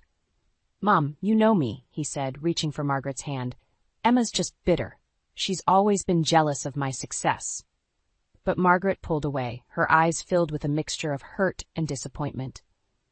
"I think I'm finally seeing you clearly for the first time, Derek, and I don't like what I see." The room erupted into chaos. Derek yelled, Margaret cried, and Ava, confused and frightened, clung to my leg. In the midst of it all, I felt a strange sense of calm. The truth was finally out. As Derek stormed out, slamming the door behind him, I turned to Margaret. Her face was streaked with tears, but there was a resolve in her eyes that I'd never seen before. "Emma," she said, taking my hand, "I owe you an apology, and I think it's time we had a long talk about how we're going to make things right." In that moment, looking at Margaret's determined face and feeling Ava's small hand in mine, I realized that this was far from over. The real battle was just beginning, and I needed to be ready for whatever came next. The weeks following Thanksgiving were a whirlwind. With Margaret's unwavering support and my parents rallying around me, I felt stronger than ever. But I knew Derek wouldn't go down without a fight. I was in the bakery, up to my elbows in bread dough, when my phone buzzed. It was Rachel. "Emma, we need to talk. It's about Derek." My heart raced as I agreed to meet her at a nearby cafe. When I arrived, Rachel looked a mess, her eyes red-rimmed, her usually perfect hair disheveled. "He's been lying to me," she blurted out. "To everyone. I found documents. Emma, he's been embezzling from his company, and there's more." As Rachel spilled Derek's secrets, my mind reeled. The affairs, the stolen money, the web of lies, it was worse than I'd imagined. "I'm so sorry," Rachel sobbed. "I had no idea about you and Ava. I'm leaving him." I reached across the table, squeezing her hand. "It's not your fault. Derek fooled us all." Armed with this new information, I felt a surge of determination. It was time to end Derek's games once and for all. But Derek had one last card to play. The next morning, as I opened the bakery, he was waiting for me. "Emma," he said, his voice honey-sweet, "we need to talk." I steeled myself, letting him in. "Make it quick, Derek, I have work to do." I did. He paced the kitchen, running his hands through his hair. "I've been thinking about us, about our family. I want to make things right." I laughed bitterly. "Right? After everything you've done?" "I know I've made mistakes," he pleaded. "But I love you, Emma. I love Ava. Give me another chance." For a moment, I saw a flicker of the man I'd fallen in love with, but then I remembered Rachel's words, the years of lies and betrayal. "No, Derek," I said firmly. "It's too late for that." His face darkened. "You don't want to do this, Emma. I can make things very difficult for you." "Are you threatening me?" I asked, my voice steady despite my pounding heart. "I'm just saying, it would be a shame if something happened to your little bakery, or if Ava found out what a vindictive bitch her mother really is." White-hot anger surged through me. "Get out," I hissed. "Now." As Derek turned to leave, a small voice piped up from the doorway. "Mommy? Why is Daddy being mean?" Ava stood there, her eyes wide with confusion and fear. Derek's face paled. "Sweetheart, it's not what you think," he stammered. But Ava backed away, tears welling in her eyes. "You're a bad man," she whispered before running upstairs. Derek looked stricken. "Emma, Save it," I snapped. "You've done enough damage. But let me make one thing clear. If you ever threaten me or Ava again, I'll make sure everyone knows exactly what kind of man you really are." As Derek slunk out, I sank to the floor, my body shaking with adrenaline and emotion. I'd stood up to him, but at what cost? How could I protect Ava from the fallout? My phone buzzed. A text from Margaret. "Just heard from Derek. Are you okay? Do you need me to come over?" I was about to reply when I noticed something odd. The safe where I kept the bakery's cash was ajar. With trembling hands I opened it, my heart sinking as I realized the truth. It was empty. Every last dollar gone. In that moment, as I stared at the bare safe, Ava's sobs echoing from upstairs, I felt the weight of everything crashing down on me. How could I have been so blind? So trusting? But as I clenched my fists, a new resolve hardened within me. This wasn't over. Not by a long shot. Derek had taken my money, threatened my daughter, and tried to manipulate me one last time. Now, it was my turn to fight back, and this time, I wouldn't stop until justice was served. The morning sun streamed through the bakery windows as I surveyed the empty shelves. Derek's theft had left me with nothing, but I refused to let it break me. I had one last card to play. "Are you sure about this, Emma?" Margaret asked, her voice laced with concern. I nodded, my jaw set with determination. It's time Derek faced the consequences of his actions. With trembling fingers, I dialed the number Rachel had given me. "Hello? This is Emma Rowland. I have information about Derek Rowland's embezzlement scheme." The next few hours were a whirlwind. Police officers swarmed the bakery, taking statements and collecting evidence. As I watched Derek being led away in handcuffs, a mix of emotions washed over me. Relief, sadness, and a glimmer of hope for the future. Weeks passed, and slowly, life began to take on a new rhythm. The community rallied around me, offering support and encouragement. Margaret, bless her heart, had set up a GoFundMe to help me rebuild the bakery. One particularly busy morning, as I juggled trays of fresh croissants, the bell above the door chimed. I looked up to see a tall, distinguished man with kind eyes. "Emma Rowland?" he asked, smiling warmly. "I'm Robert Weinstein. I heard about your situation and I'd like to help." Robert, it turned out, was a successful restaurateur with a passion for mentoring up-and-coming bakers. Over coffee and my signature cinnamon rolls, we talked for hours about recipes, business strategies, and dreams for the future. As the weeks turned into months, Robert became more than just a mentor. His steady presence and unwavering support helped heal wounds I didn't even know I had. And Ava adored him, often begging him to tell her stories about his travels and culinary adventures. On the day of Derek's sentencing, I stood in the courtroom, my heart pounding. As the judge read out his verdict, guilty on all counts, I felt a weight lift from my shoulders. It was finally over. Outside the courthouse, surrounded by my parents, Margaret, and Robert, I took a deep breath of fresh air. "So what now?" my mom asked, squeezing my hand. I smiled, looking at the faces of those who had stood by me through it all. "Now, we build something beautiful." And that's exactly what we did. With Robert's guidance and the community's support, my little bakery blossomed into a thriving business. But more importantly, I blossomed too. 1 year to the day after Derek's arrest, I stood in my newly expanded kitchen, putting the finishing touches on a wedding cake. As I piped delicate sugar flowers, I caught sight of my reflection in the polished steel countertop. The woman staring back at me was stronger, wiser, and happier than I'd ever been. "Mommy, look!" Ava's excited voice pulled me from my reverie. She proudly held up a slightly lopsided cupcake, frosted in every color of the rainbow. I made it all by myself. I scooped her up, planting a kiss on her flour-dusted cheek. It's beautiful, sweetheart. Just like you. Robert appeared in the doorway, his eyes twinkling. I'd say you both inherited the baking gene, he chuckled, wrapping us in a warm embrace. As we stood there, flour-covered and laughing, I realized that this moment of pure joy and love was what I'd been fighting for all along. Derek had tried to break me, but instead he'd set me free. Free to find my strength, my voice, and a love that was real and true. I looked at Robert, at Ava, and at the life we were building together. You know what?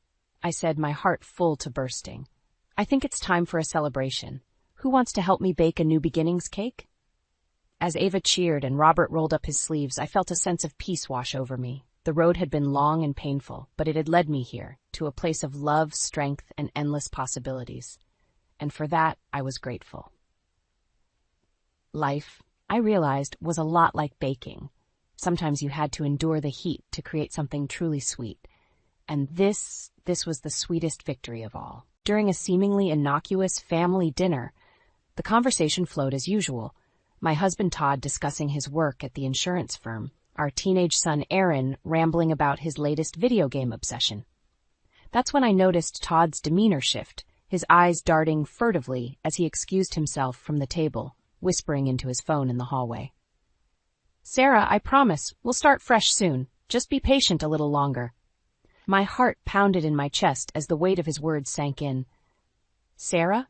A chill ran down my spine as Todd returned, his expression carefully composed, as if nothing had transpired. Doubts resurfaced. The late nights at the office, the unexplained charges on our credit cards. I had suppressed them, convincing myself that his dedication to providing for our family was paramount. That night, as Todd slept soundly beside me, my mind raced, dissecting every interaction, every half-truth that had once seemed innocuous. How could the man I had sacrificed so much for, the one for whom I had put my own career aspirations on hold, betray me in this way? The following morning, I feigned normalcy, my accountant's mind already formulating a plan. If Todd thought he could deceive me, the woman who had meticulously managed our finances for decades, he was sorely mistaken. I would unravel this web of lies, one thread at a time. Poring over our banking statements, I noticed suspicious patterns. Lavish purchases, withdrawals, and transfers that defied explanation. Each discrepancy fueled my determination, hardening my resolve to expose the truth, no matter how painful. As the days passed, my investigation intensified. I scoured credit card statements, cross-referenced receipts, and flagged every anomaly. The evidence mounted, and with it, my sense of betrayal deepened. One evening, while Todd was supposedly working late, I followed a lead to an upscale apartment complex. There, in the dimly lit parking lot, I caught a glimpse of him embracing a younger woman, their bodies intertwined in a passionate kiss. My heart shattered as the realization hit me. My husband, the man I had devoted my life to, had been living a lie. The evidence of Todd's betrayal lay scattered across my office desk. Bank statements, credit card receipts, all pointing to a hidden life he had so carefully concealed. As an accountant, I prided myself on my meticulous attention to detail, but even I had been blind to the glaring discrepancies in our finances. What's all this? Todd's voice startled me as he entered the room, his brow furrowed in confusion. I straightened my back, marshalling every ounce of courage. Care to explain these charges at the Grand Lux Hotel, or the monthly payments to an apartment downtown? Todd's face paled as he glanced at the incriminating paperwork. Marlene, it's not what you think. Don't insult my intelligence, I spat, fury coursing through my veins. I know about Sarah. I saw you with her. A heavy silence hung in the air as Todd struggled to formulate a response. Finally, he exhaled deeply, his shoulders sagging in resignation.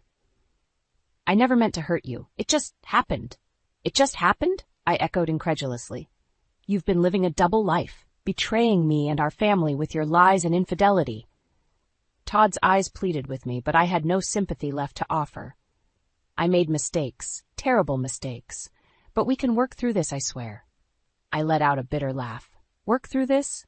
After you squandered our hard-earned savings on your mistress, lavished her with gifts while I scrimped and saved to make ends meet? Rage contorted his features as he lashed out.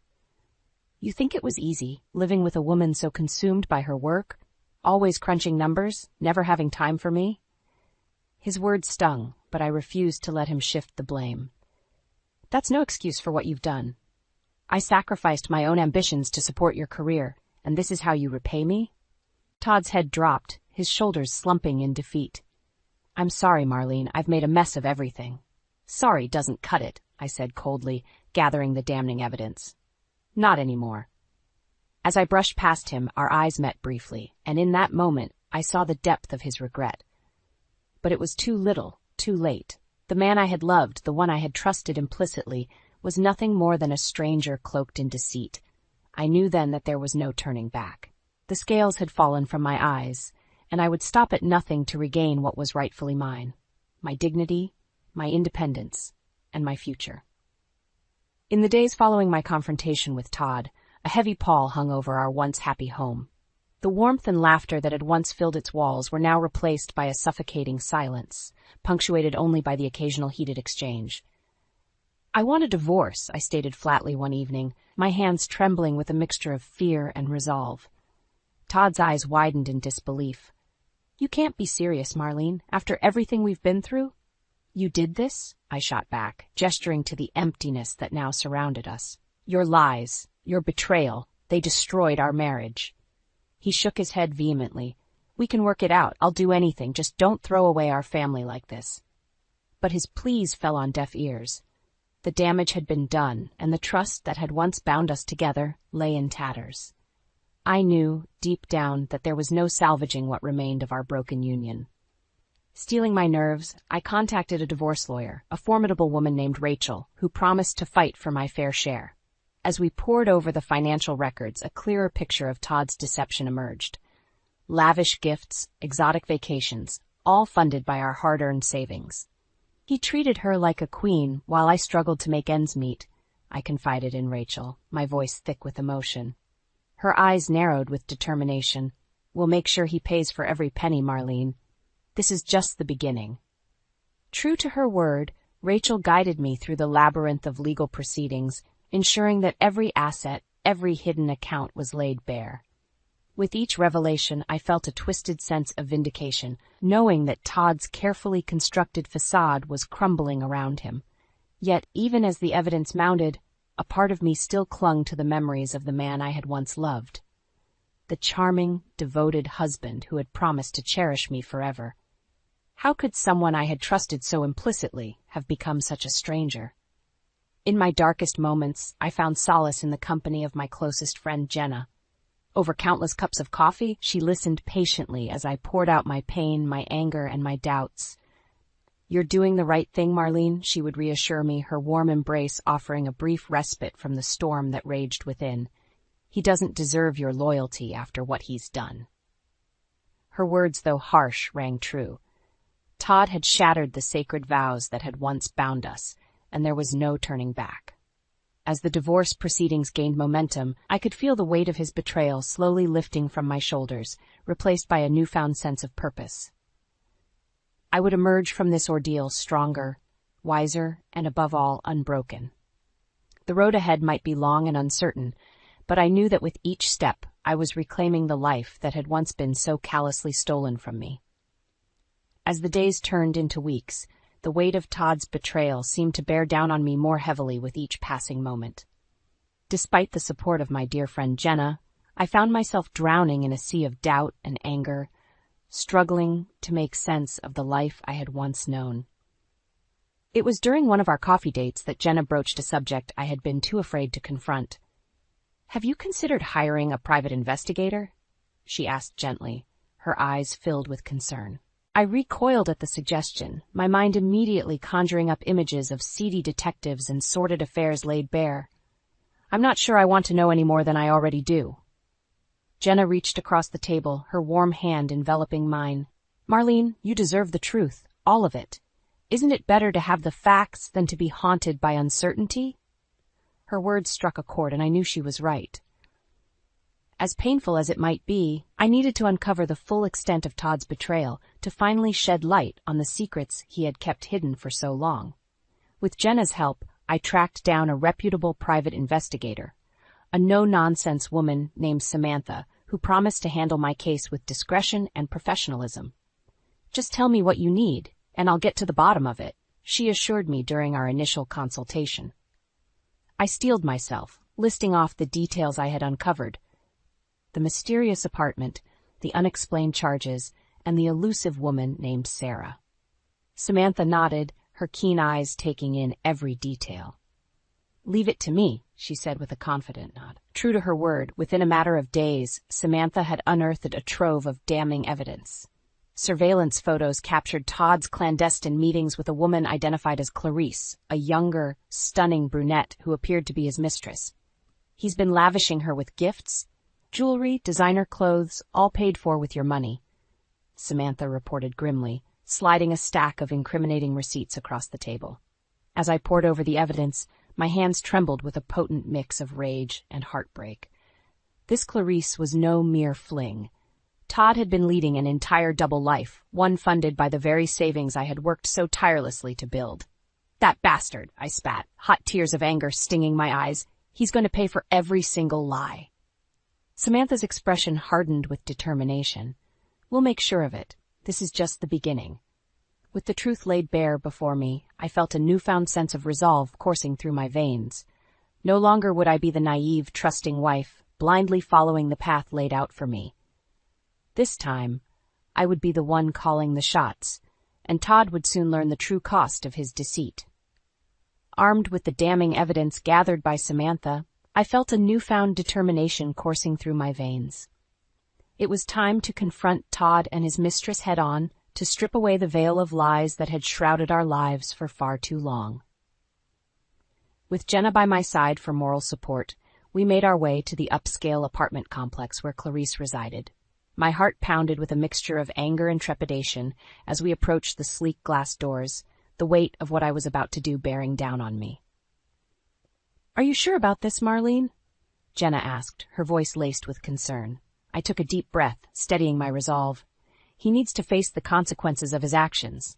No more running, no more hiding. Jenna gave my hand a reassuring squeeze, and together we stepped inside. The ride up to Clarice's floor was agonizingly slow, each passing second fueling the fire burning within me.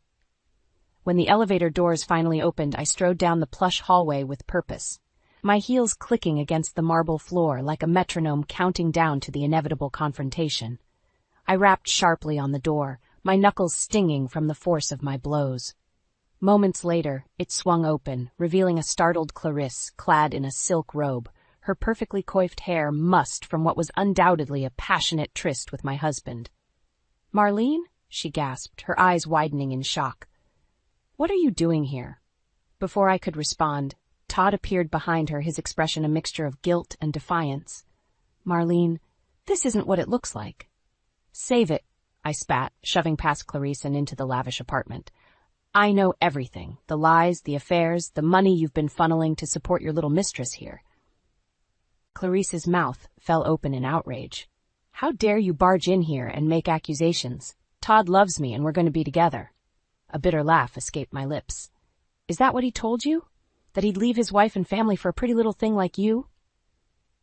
Todd stepped forward, his hands raised in a placating gesture. "Marlene, please, let's discuss this like adults." "Oh, we're well past discussion," I snarled, reaching into my purse and retrieving the stack of evidence Samantha had provided. "I have proof of every sordid detail. The secret apartment, the lavish gifts, all paid for with money that should have gone to supporting our family." As I brandished the damning photos and receipts, Todd's face drained of color. Clarice, too, appeared shaken, her confident facade crumbling as the truth laid bare. "You've been using me," she whispered, her voice trembling with a mixture of anger and heartbreak. Todd's gaze darted between us, his eyes pleading for understanding. "It's not like that, Clarice. I never meant to hurt either of you." But his words fell on deaf ears. The betrayal ran too deep, the wounds too raw to be soothed by empty platitudes. "Save your lies for someone who still believes them," I spat, turning on my heel and storming towards the door. "You'll be hearing from my lawyer." As I swept out of the apartment, Jenna hurrying to keep pace beside me, I felt a strange sense of liberation wash over me. The shackles of deceit had been broken, and for the first time in months I could breathe freely. The road ahead would be long and arduous, but I was ready to face it head-on. Todd's misdeeds had been laid bare, and now it was time for him to face the consequences of his actions. No more hiding, no more lies. The reckoning had begun. In the aftermath of my explosive confrontation with Todd and Clarice, a sense of grim determination settled over me. I had laid bare the truth of his deceit, and now it was time to make him pay. Not just for the lies, but for every penny he had squandered on his sordid affairs. With Rachel, my formidable divorce lawyer, by my side, we set about meticulously documenting every financial betrayal, every hidden transaction that had drained our accounts over the years. The evidence was damning, a paper trail of excess and greed that left no room for doubt. As we prepared to file the divorce papers, Rachel turned to me, her steely gaze unwavering. "We're not just going after a settlement here, Marlene. We're going to bury him."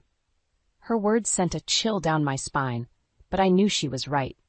Todd's actions had gone far beyond the bounds of a simple infidelity. He had systematically looted our hard-earned savings, betraying the very foundation of trust upon which our marriage had been built. When the news of our impending divorce hit the headlines, the fallout was swift and merciless. Todd's once pristine reputation as a respected insurance agent lay in tatters, his clients fleeing in droves as the sordid details of his affairs came to light. How could we have trusted him with our policies when he couldn't even keep his own house in order? One former client lamented to the press. As Todd's professional life crumbled around him, I felt a twisted sense of satisfaction watching him reap the consequences of his actions. No more hiding behind a facade of respectability. The world now knew him for the liar and cheat he truly was. But my revenge didn't stop there. With Rachel's guidance, I dug deeper into Todd's financial dealings, uncovering a tangled web of shady investments and ethical breaches that threatened to strip him of his insurance license altogether. "He's been playing fast and loose with client funds for years," Rachel revealed, her expression grim, "using their premiums to fund his lavish lifestyle and pay off his mistresses." The evidence was irrefutable, and before long, the governing board had no choice but to revoke Todd's license, effectively ending his career in disgrace. As the divorce proceedings dragged on, each court appearance became a public spectacle, with Todd's sordid misdeeds laid bare for all to see. I watched with a strange sense of detachment as he squirmed under the weight of his own lies, his once cocky demeanor replaced by a pathetic whimpering as he begged for leniency. But I was unmoved. He had made his bed, and now it was time for him to lie in it, alone, disgraced, and utterly ruined. In the end, the settlement was a mere formality. I had already taken back what was most precious, my dignity, my independence, and the knowledge that I had emerged from this ordeal a stronger, more resilient woman. As I watched Todd slink away from the courthouse, his head bowed in shame, I felt a strange sense of pity for the broken man he had become. But that pity was quickly overshadowed by a profound sense of relief. The nightmare was finally over, and I was free to start anew, unburdened by the weight of his betrayal. As the dust settled from the explosive divorce proceedings, I could scarcely recognize the man who had once been my husband. Todd's world had come crashing down around him, and the once cocky insurance agent was now a mere shadow of his former self. "This isn't over, Marlene," he snarled during one of our final court appearances, his eyes burning with a mixture of rage and desperation. "You haven't seen the last of me." But his threats rang hollow, a feeble attempt to cling to the illusion of power he had once wielded. The truth was laid bare. He was a disgraced shell of a man, his reputation in tatters, his finances in ruin. With each passing day, new revelations emerged, painting a picture of a man consumed by greed and deceit. It seemed that Clarice had been merely the tip of the iceberg, with evidence surfacing of multiple affairs spanning years, each mistress lavished with expensive gifts and exotic vacations funded by our hard-earned savings. He treated them like queens while I scraped by, pinching every penny, I confided to Jenna over coffee, my hands trembling with a mixture of anger and disbelief. Jenna's expression hardened, her usual warmth replaced by a steely resolve. "He's going to pay for every single lie, Marlene. We'll make sure of it." True to her word, Jenna became my fiercest ally, standing by my side as we methodically dismantled every aspect of Todd's carefully constructed facade. With the help of Rachel and her team of investigators, we uncovered a tangled web of financial misdeeds that went far beyond simple infidelity. It seemed that Todd had been using client funds to bankroll his lavish lifestyle, siphoning off premiums and investment returns to fuel his insatiable appetite for excess. The evidence was damning, and before long, the governing bodies had no choice but to take action. Mr. Wilkins, in light of the overwhelming evidence of ethical breaches and financial misconduct, we have no choice but to revoke your insurance license, effective immediately, the stern-faced judge declared, her gavel punctuating the finality of her words. As Todd slumped in his seat, his face ashen, I felt a strange sense of vindication wash over me. This was the true cost of his betrayal. Not just the loss of his marriage and family, but the complete and utter annihilation of everything he had worked for. In the weeks that followed, word of Todd's downfall spread like wildfire, his once respectable name becoming a byword for duplicity and greed. Former clients and colleagues turned their backs on him, their expressions a mix of disgust and pity for the man who had so thoroughly disgraced himself. I always knew there was something off about him. One former colleague remarked to the press, shaking his head in disbelief, but I never imagined the depths of his depravity. Through it all, Todd maintained a stoic silence, his once boisterous personality replaced by a sullen, withdrawn demeanor. It was as if the weight of his misdeeds had finally crushed him, leaving behind a hollow shell of a man. As for me, I found solace in the knowledge that justice had been served, that the man who had so callously betrayed me had finally reaped the consequences of his actions. It was a small victory, to be sure, but one that filled me with a newfound sense of strength and resolve. The road ahead might still be long and uncertain, but for the first time, in what felt like an eternity, I could see a glimmer of hope on the horizon. A chance to rebuild, to start anew, and to reclaim the life that had once been so cruelly stolen from me. The day my divorce from Todd was finally finalized, I expected to feel a sense of relief, a weight lifted from my shoulders. Instead, as I stood outside the courthouse, the crisp autumn breeze whipping through my hair, I was overcome by a strange mix of emotions: sadness, anger, and a profound sense of loss. This was the end of an era, the closing of a chapter in my life that had once held so much promise. The dreams Todd and I had shared, the future we had so carefully planned, all of it now reduced to a stack of legal documents and a judge's solemn pronouncement. "Are you okay?" Jenna's gentle voice broke through my reverie as she approached, her warm hand finding mine in a comforting embrace. I forced a smile, blinking back the tears that threatened to spill forth. "I'll be fine. It's just a lot to process." Jenna nodded in understanding, her own eyes shimmering with a mixture of sympathy and pride. "You've been through hell, Marlene, but you came out on the other side stronger than ever." Her words struck a chord within me, and I found myself reflecting on the journey that had brought me to this moment. The nights spent poring over financial records, the countless hours spent strategizing with Rachel, the confrontations with Todd and his mistresses. Each step had been a crucible, forging me into a woman I scarcely recognized. Gone was the naive, trusting wife who had so blindly followed the path laid out before her. In her place stood a woman tempered by the fires of betrayal, a warrior who had stared down the ugliest depths of human deceit and emerged victorious. As I looked back on the wreckage of my former life, a strange sense of clarity washed over me. The pain, the heartbreak, the rage, it had all been worth it, for it had revealed a strength within me that I never knew existed. "You're right, Jenna," I said, squeezing her hand in gratitude. "I am stronger now, and I have all of you to thank for that." A warm smile spread across her face, and in that moment I knew that no matter what lay ahead, I would never be alone.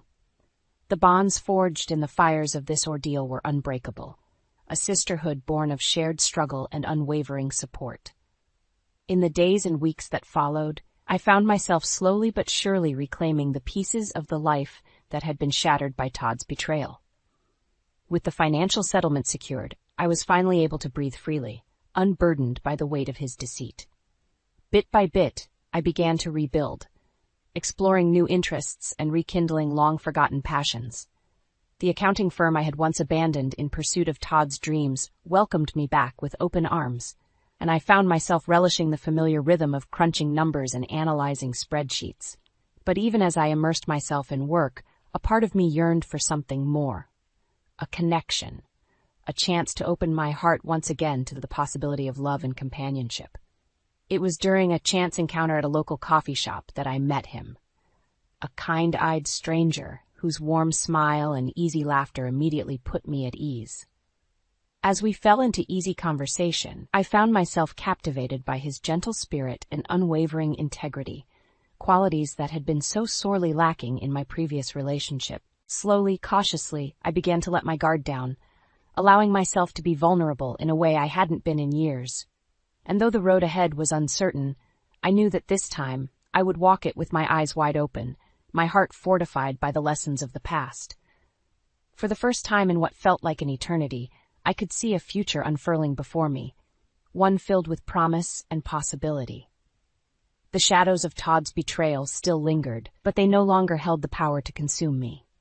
I was free at last to embrace the life I had so longed for, a life lived on my own terms, guided by the unwavering strength that had carried me through the darkest of times.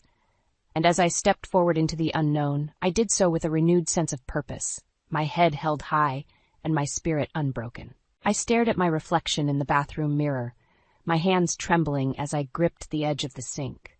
Mom's words echoed in my head, each one a dagger to my heart. "Jordan, honey, I'm worried about you," she had said over our weekly Sunday brunch. "You're not getting any younger, and I just want to see you settled before." I splashed cold water on my face, trying to wash away the memory of her concerned eyes. At 35, I'd always thought I had plenty of time. But seeing the fear in Mom's face, the unspoken dread of leaving me alone in the world, it shook me to my core. A gentle knock on the door startled me. "Jor, you okay in there?" It was Nicole, my younger sister. I took a deep breath and opened the door. "Yeah, I'm fine." Nicole raised an eyebrow, clearly not buying it. "Mom got to you, didn't she?" I nodded, unable to find the words. "Come on," she said, grabbing my hand.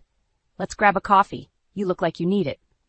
20 minutes later, we were seated at our favorite cafe, steaming lattes in front of us. Nicole leaned forward, her eyes full of understanding.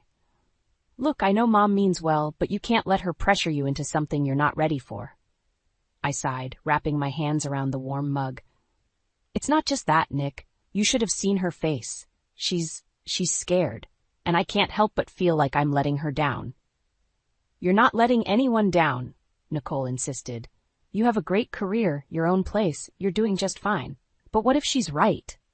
I blurted out. "What if I've been so focused on work that I've missed out on finding someone? What if—" "Stop right there," Nicole cut me off. "You haven't missed out on anything. But if you really want to explore your options, why don't we start small? There's a speed dating event at the community center next week. Why don't you give it a shot?" I nearly choked on my latte. "Speed dating? Are you serious?" Nicole grinned. "Deadly. Come on, what's the worst that could happen?" "I could die of embarrassment," I offered. "Or," she countered, "you could meet someone interesting. At the very least, it'll give Mom something to smile about." I hesitated, but the image of Mom's worried face flashed through my mind again. "Fine," I conceded, "but you owe me big time." "Deal," Nicole said, raising her mug in a mock toast. "Now, let's talk about what you're going to wear." The next week flew by in a blur of work deadlines and increasingly panicked phone calls with Nicole. Before I knew it, I was standing outside the community center, my heart pounding like a jackhammer. "You can do this," I muttered to myself, smoothing down the new dress Nicole had insisted I buy. "It's just a few hours. No big deal." I took a deep breath and pushed open the door. The room was already buzzing with activity, filled with nervous laughter and the clink of glasses. I scanned the crowd, feeling overwhelmed. First time, I turned to find a man about my age smiling at me. He had kind eyes and an easygoing demeanor that immediately put me at ease. "Is it that obvious?" I asked, managing a small laugh. He shrugged. "Takes one to know one. I'm Brad." "Jordan," I replied, shaking his offered hand. "Well, Jordan," he said, gesturing towards the room, "what do you say we face this madness together?" For the first time that evening, I felt a glimmer of hope, maybe, just maybe, this wasn't such a bad idea after all. "Lead the way," I said, following Brad into the crowd, unaware that this simple decision would set in motion a chain of events that would change my life forever. I stood in front of my closet, staring at a sea of muted colors and practical work attire. Nicole's words from our shopping trip yesterday echoed in my mind. "Jordan, you're gorgeous. It's time to let the world see it." With a deep breath, I reached for the vibrant red blouse we'd bought. It felt daring, almost rebellious. As I slipped it on, I caught my reflection in the mirror. For the first time in years, I didn't see a software engineer. I saw a woman. The office was abuzz with energy as I walked in. Heads turned, and I felt a flutter of self-consciousness. "Wow, Jordan!" my colleague Sarah exclaimed. "You look amazing. What's the occasion?" I felt my cheeks warm. "No occasion, just trying something new." Sarah grinned. "Well, it suits you. You should dress like this more often." As the day progressed, I found myself standing taller, smiling more. The compliments kept coming, each one boosting my confidence a little higher. By lunchtime, I was riding a wave of newfound self-assurance when my phone buzzed. It was Mom. "Jordan, honey," she said, her voice tinged with excitement. "I hope you haven't forgotten about dinner tonight. I've invited the Thompsons. Their son, Mark, is visiting from Chicago. He's a doctor, you know." My stomach dropped. "Mom, we've talked about this. I'm not interested in being set up. But, sweetheart, Mark is such a nice young man. Just give him a chance." "For me?" I closed my eyes, feeling the weight of her expectations. "Fine, Mom, I'll be there." The rest of the day passed in a blur of coding and meetings.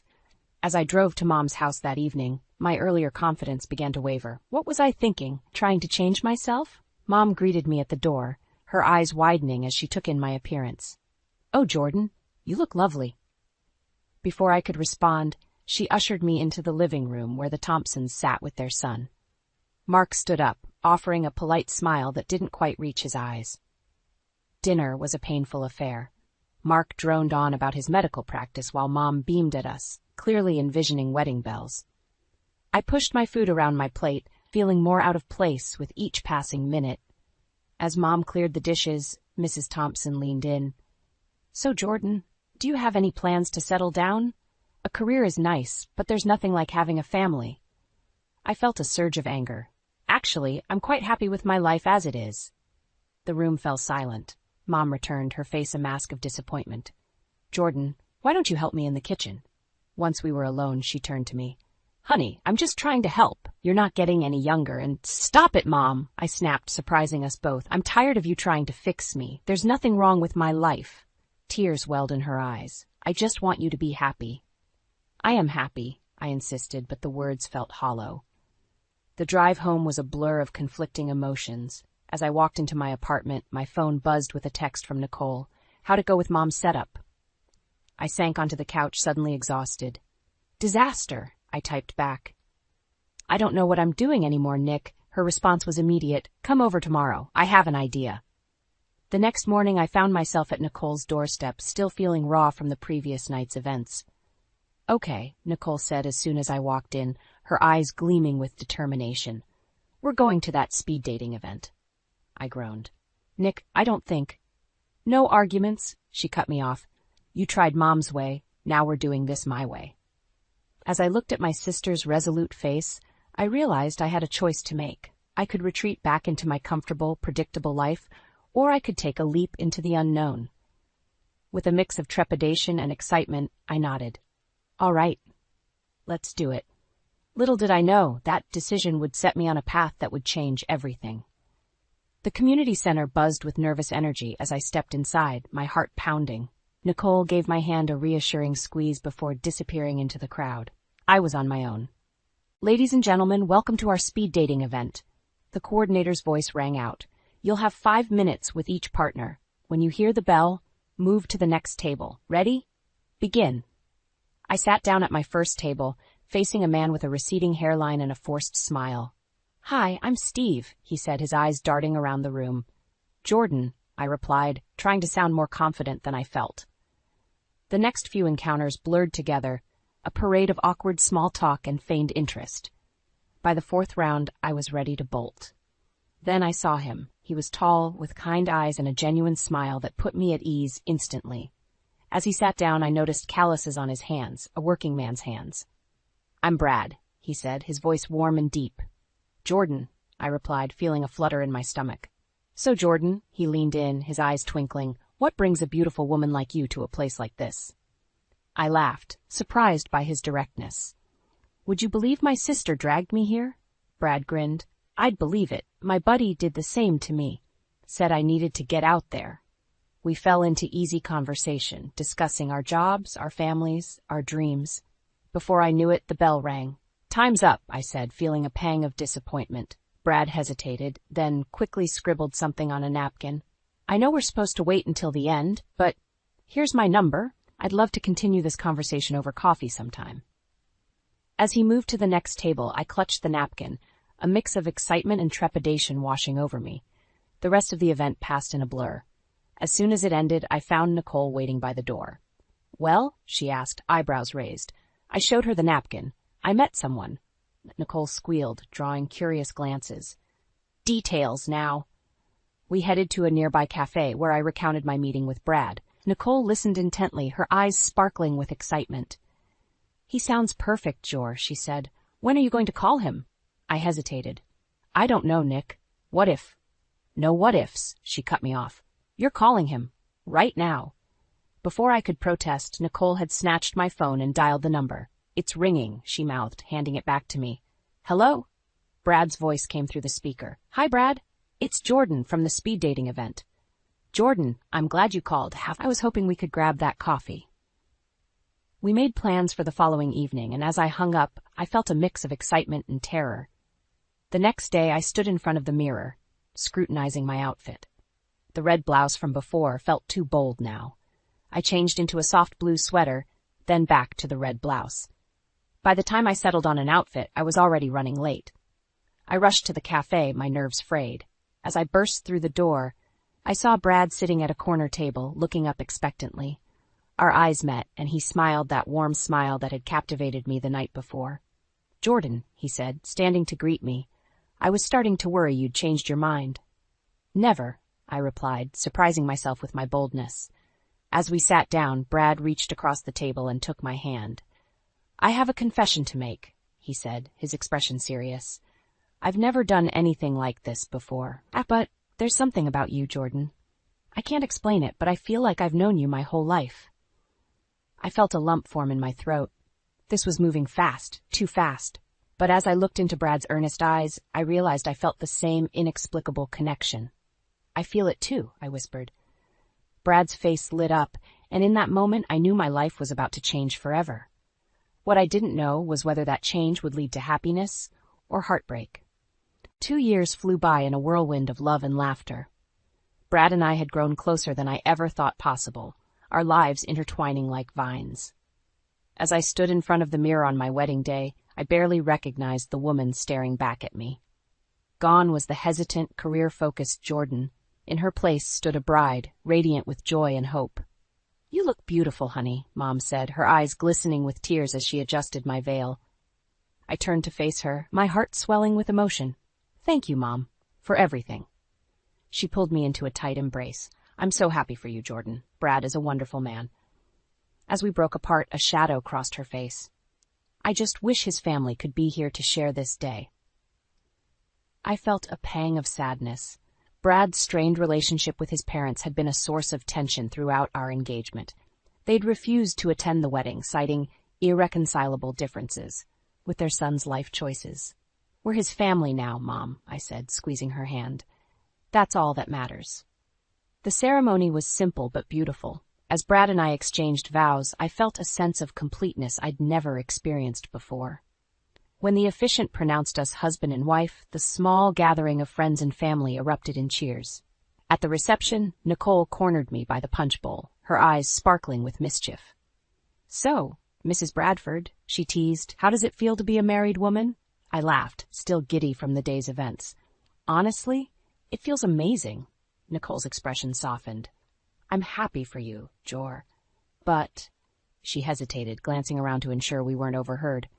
"Are you sure about Brad? I mean, with his family situation and all." I felt a flicker of annoyance. Brad can't help his family, Nick. He's a good man. I know, she said, holding up her hands in surrender. I just worry about you, that's all. Before I could respond, Brad appeared at my side, wrapping an arm around my waist. Everything okay here, ladies? I leaned into him, pushing away my doubts. Everything's perfect. As the night wore on, I found myself watching Brad interact with my family. He was charming, attentive, everything I could have hoped for in a husband. Yet there was a nagging feeling I couldn't shake, a sense that something was off. Later, as we slow danced under the twinkling lights, I voiced my concerns. Brad, are you sure you're okay with all this? With becoming part of my family? He pulled back slightly, his brow furrowed. Of course, Jordan. Why wouldn't I be? It's just... I know how hard it's been with your parents. I don't want you to feel like you're replacing them, or... Brad cut me off with a kiss. Your family is my family now, he said firmly. I couldn't be happier. His words should have reassured me, but instead, they sent a chill down my spine. There was an intensity in his eyes that I'd never seen before, a hunger that both thrilled and frightened me. As the reception wound down, Mom pulled me aside for one last moment alone. Jordan, sweetheart, she said, her voice thick with emotion. I want you to have this. She pressed a small velvet box into my hands. Inside was a delicate gold locket, clearly an antique. It's been in our family for generations, Mom explained. I want you to have it now, to pass on to your own daughter someday. Tears welled in my eyes as I clasped the locket around my neck. Thank you, Mom. I'll treasure it always. As Brad and I drove away from the reception, waving goodbye to our loved ones, I fingered the locket, lost in thought. I was starting a new chapter of my life, filled with promise and love.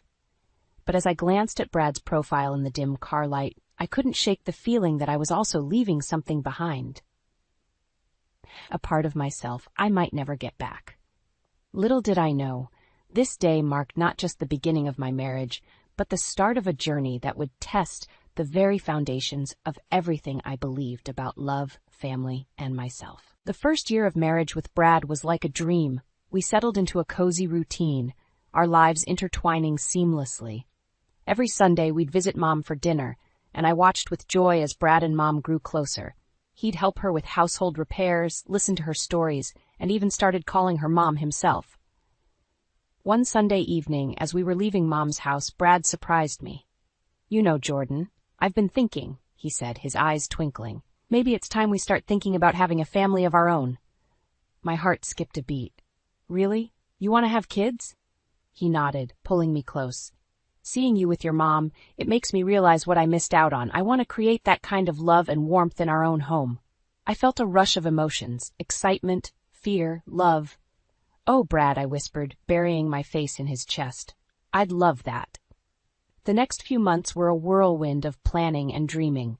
We turned our spare room into a nursery, painted soft yellow with little ducks on the walls. Mom was over the moon, already knitting tiny booties and blankets. But as the months passed with no positive pregnancy test, the excitement began to wane. I started to feel the pressure, the disappointment in Brad's eyes each time I shook my head. The doctor's visits became more frequent, the tests more invasive. I'm sorry, Mrs. Bradford, the fertility specialist said one day, her voice gentle. But it seems you have some complications that may make it difficult for you to conceive naturally. I felt like the floor had dropped out from under me. Brad squeezed my hand, but I could feel the tension in his grip. That night, as we lay in bed, Brad turned to me. Jordan, I've been thinking, what if we considered adoption? I propped myself up on one elbow, studying his face in the dim light. Adoption? Are you sure? He nodded, his eyes earnest. I know it's not what we planned, but think about it. We could give a child a loving home, a family. Isn't that what really matters? I felt a surge of love for this man who continually surprised me with his compassion. You're right, I said, leaning in to kiss him. Let's do it. The adoption process was grueling. Mountains of paperwork, invasive home studies, and endless waiting. But through it all, Brad was my rock. He never wavered, never complained. His dedication only made me love him more. Finally, after what felt like an eternity, we got the call. A baby girl, just 3 months old, needed a home. We rushed to the agency, our hearts pounding with anticipation. The moment they placed her in my arms, I knew. This was our daughter. I looked up at Brad. tears streaming down my face, and saw the same emotion mirrored in his eyes. "She's perfect," he whispered, gently stroking her cheek. "We named her Lily, after my grandmother. As we brought her home, I felt a sense of completeness I'd never experienced before. Our little family was whole. The next few weeks were a blur of sleepless nights and endless diaper changes.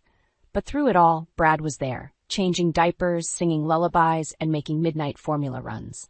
One night, as I watched Brad gently rock Lily to sleep, I felt a twinge of unease. He was so perfect, so devoted.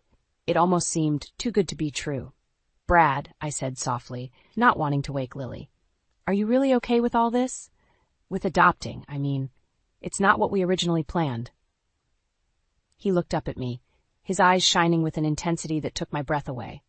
"Jordan, this is everything I've ever wanted. You, Lily, our family. I wouldn't change a thing." His words should have reassured me, but instead they sent a chill down my spine. There was something in his voice, a desperation I'd never heard before. As he turned back to Lily, cooing softly, I couldn't shake the feeling that there was more to Brad's devotion than met the eye. Little did I know, this moment of doubt was just the beginning. The foundation of our perfect life was about to be shaken to its core, and I would soon face a decision that would change everything. The call came at 3 a.m., jolting me from a fitful sleep. Mom's neighbor, Mrs. Caldwell, her voice trembling, told me Mom had collapsed. By the time Brad and I reached the hospital, Mom was already in the ICU. "Stroke," the doctor said, his face grim. "The next 24 hours are critical." I felt the world tilt beneath my feet. Brad's arm around my waist was the only thing keeping me upright. "She'll pull through," he whispered. "Your mom's a fighter." But as the hours ticked by, hope dwindled. Mom's condition deteriorated rapidly.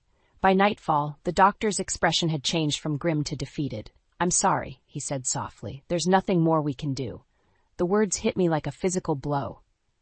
I crumpled into Brad's arms, my body racked with sobs. This couldn't be happening. Not Mom. Not now. As we entered Mom's room, the steady beep of machines filled the air. She looked so small, so fragile in that hospital bed. I took her hand, cold and limp, in mine. "Mom," I choked out, "please don't leave me." Her eyes fluttered open, focusing on me with effort. "Jordan," she whispered, her voice barely audible. "My sweet girl." I leaned in close, drinking in every word. "I'm here, Mom. I'm right here." She squeezed my hand weakly. "Be happy, sweetheart. That's all I ever wanted for you." Her eyes drifted to Brad, standing silently behind me.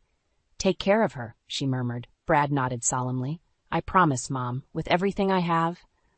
Mom's lips curved into a faint smile. Then with a soft sigh, she closed her eyes. The machines wailed as her heart stopped beating. The next few days passed in a blur of grief and exhaustion. Brad took charge of the funeral arrangements, handling everything with quiet efficiency. I moved through the motions like a ghost, barely able to function. The day of the funeral dawned bright and clear, a cruel contrast to the darkness in my heart. As I stood before the mirror, struggling to fasten the clasp of Mom's locket, Brad appeared behind me.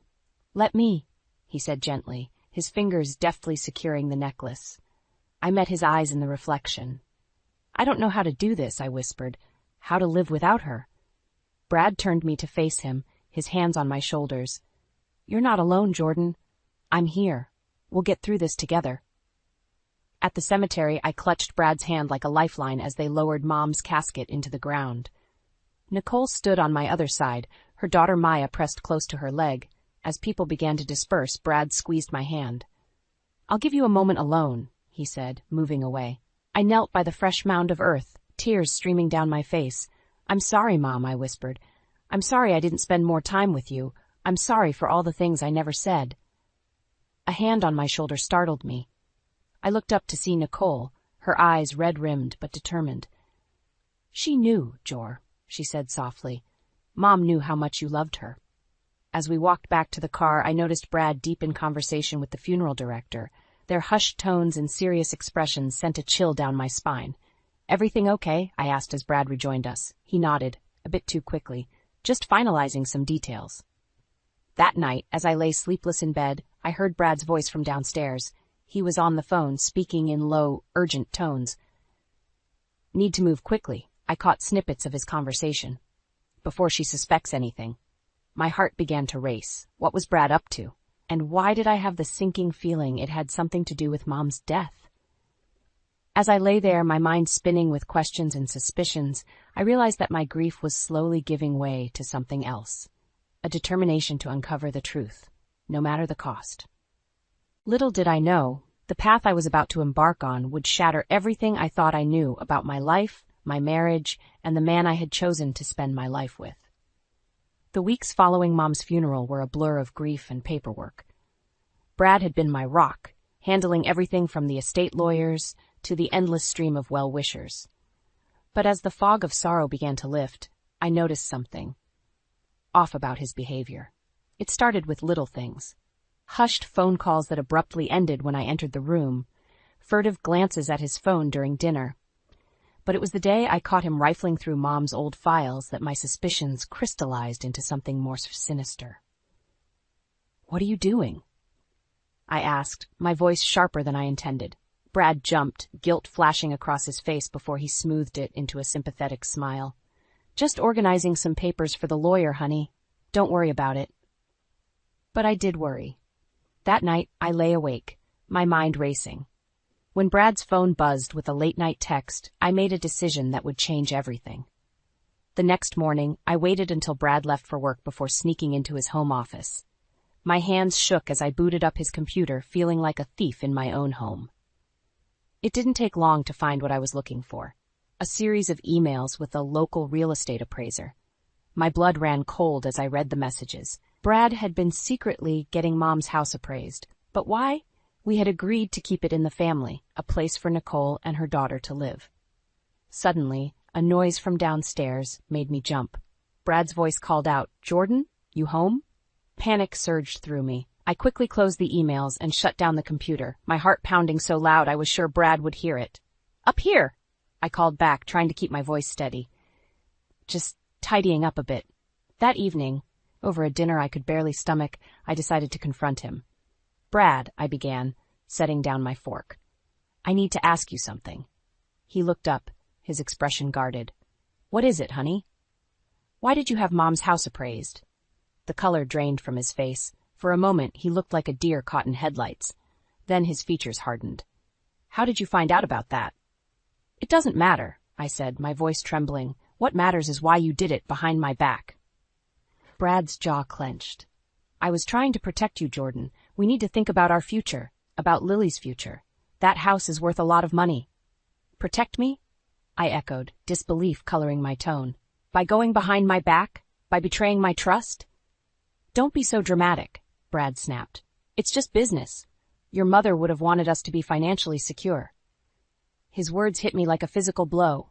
"My mother would have wanted us to honor her wishes," I shot back. "She wanted that house to stay in the family, for Nicole and Maya." Brad's eyes flashed with anger. "And what about our family? What about Lily? Don't we deserve a better life?" "Not at the expense of my sister and niece," I shouted, rising from my chair. "God, Brad, I don't even recognize you anymore. What happened to the man I married?" "He grew up," Brad snarled. "He realized that in this world you have to look out for yourself." As we glared at each other across the dinner table, I felt something inside me break. This wasn't the man I had fallen in love with. This wasn't the life I had envisioned for us. "I want you out," I said, my voice low and dangerous. "Pack your things and leave now." Brad's face contorted with rage. "You can't do this. You have no idea what you're getting into." As he stormed out of the room, his last words sent a chill down my spine. What did he mean? What else was he hiding? That night, as I lay alone in our bed, I made a vow. I would uncover the truth, no matter how ugly it might be. For Mom's memory, for Nicole and Maya, and for my own peace of mind, I would get to the bottom of Brad's deception. Little did I know, the truth would be far more devastating than I could have ever imagined. The truth hit me like a freight train. As I sat in the lawyer's office, staring at the documents spread before me, I felt my world crumbling around me. Brad, the man I had loved and trusted, had been living a lie. "I'm sorry, Mrs. Bradford," the lawyer said gently, "but it appears your husband has accrued a significant gambling debt over the past few years. He's been using your mother's house as collateral." My hands shook as I leafed through the papers. Hundreds of thousands of dollars, borrowed against Mom's home. Our home. the home that was supposed to be a safe haven for Nicole and Maya. How? I choked out. How could he do this? The lawyer's sympathetic gaze did nothing to ease the pain. I'm afraid it gets worse. There's evidence that Mr. Bradford may have, hastened your mother's passing to gain access to the property sooner. The room spun. I gripped the edge of the desk, fighting the urge to be sick. Brad hadn't just betrayed me, he'd betrayed Mom's memory, her trust in him. And for what? For money to fuel his addiction? I left the office in a daze, my mind reeling. As I drove home, a cold determination settled over me. This ends now, I thought. Brad was waiting when I got home, his face a mask of false concern. Where have you been? Honey, I've been worried sick. I looked at him, really looked at him, and wondered how I had ever been so blind. It's over, Brad, I said, my voice steady despite the turmoil inside. I know everything. His facade crumbled instantly. Jordan, I can explain. Explain what? I cut him off. How you gambled away our future. How you used my mother's house as your personal piggy bank. Or maybe you'd like to explain how you hastened her death. Brad's face went pale.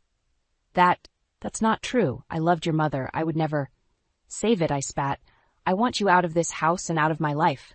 Now. As Brad packed his things, casting desperate glances my way, I felt a strange sense of calm settle over me. This wasn't the end I had envisioned for us, but it was the end we deserved.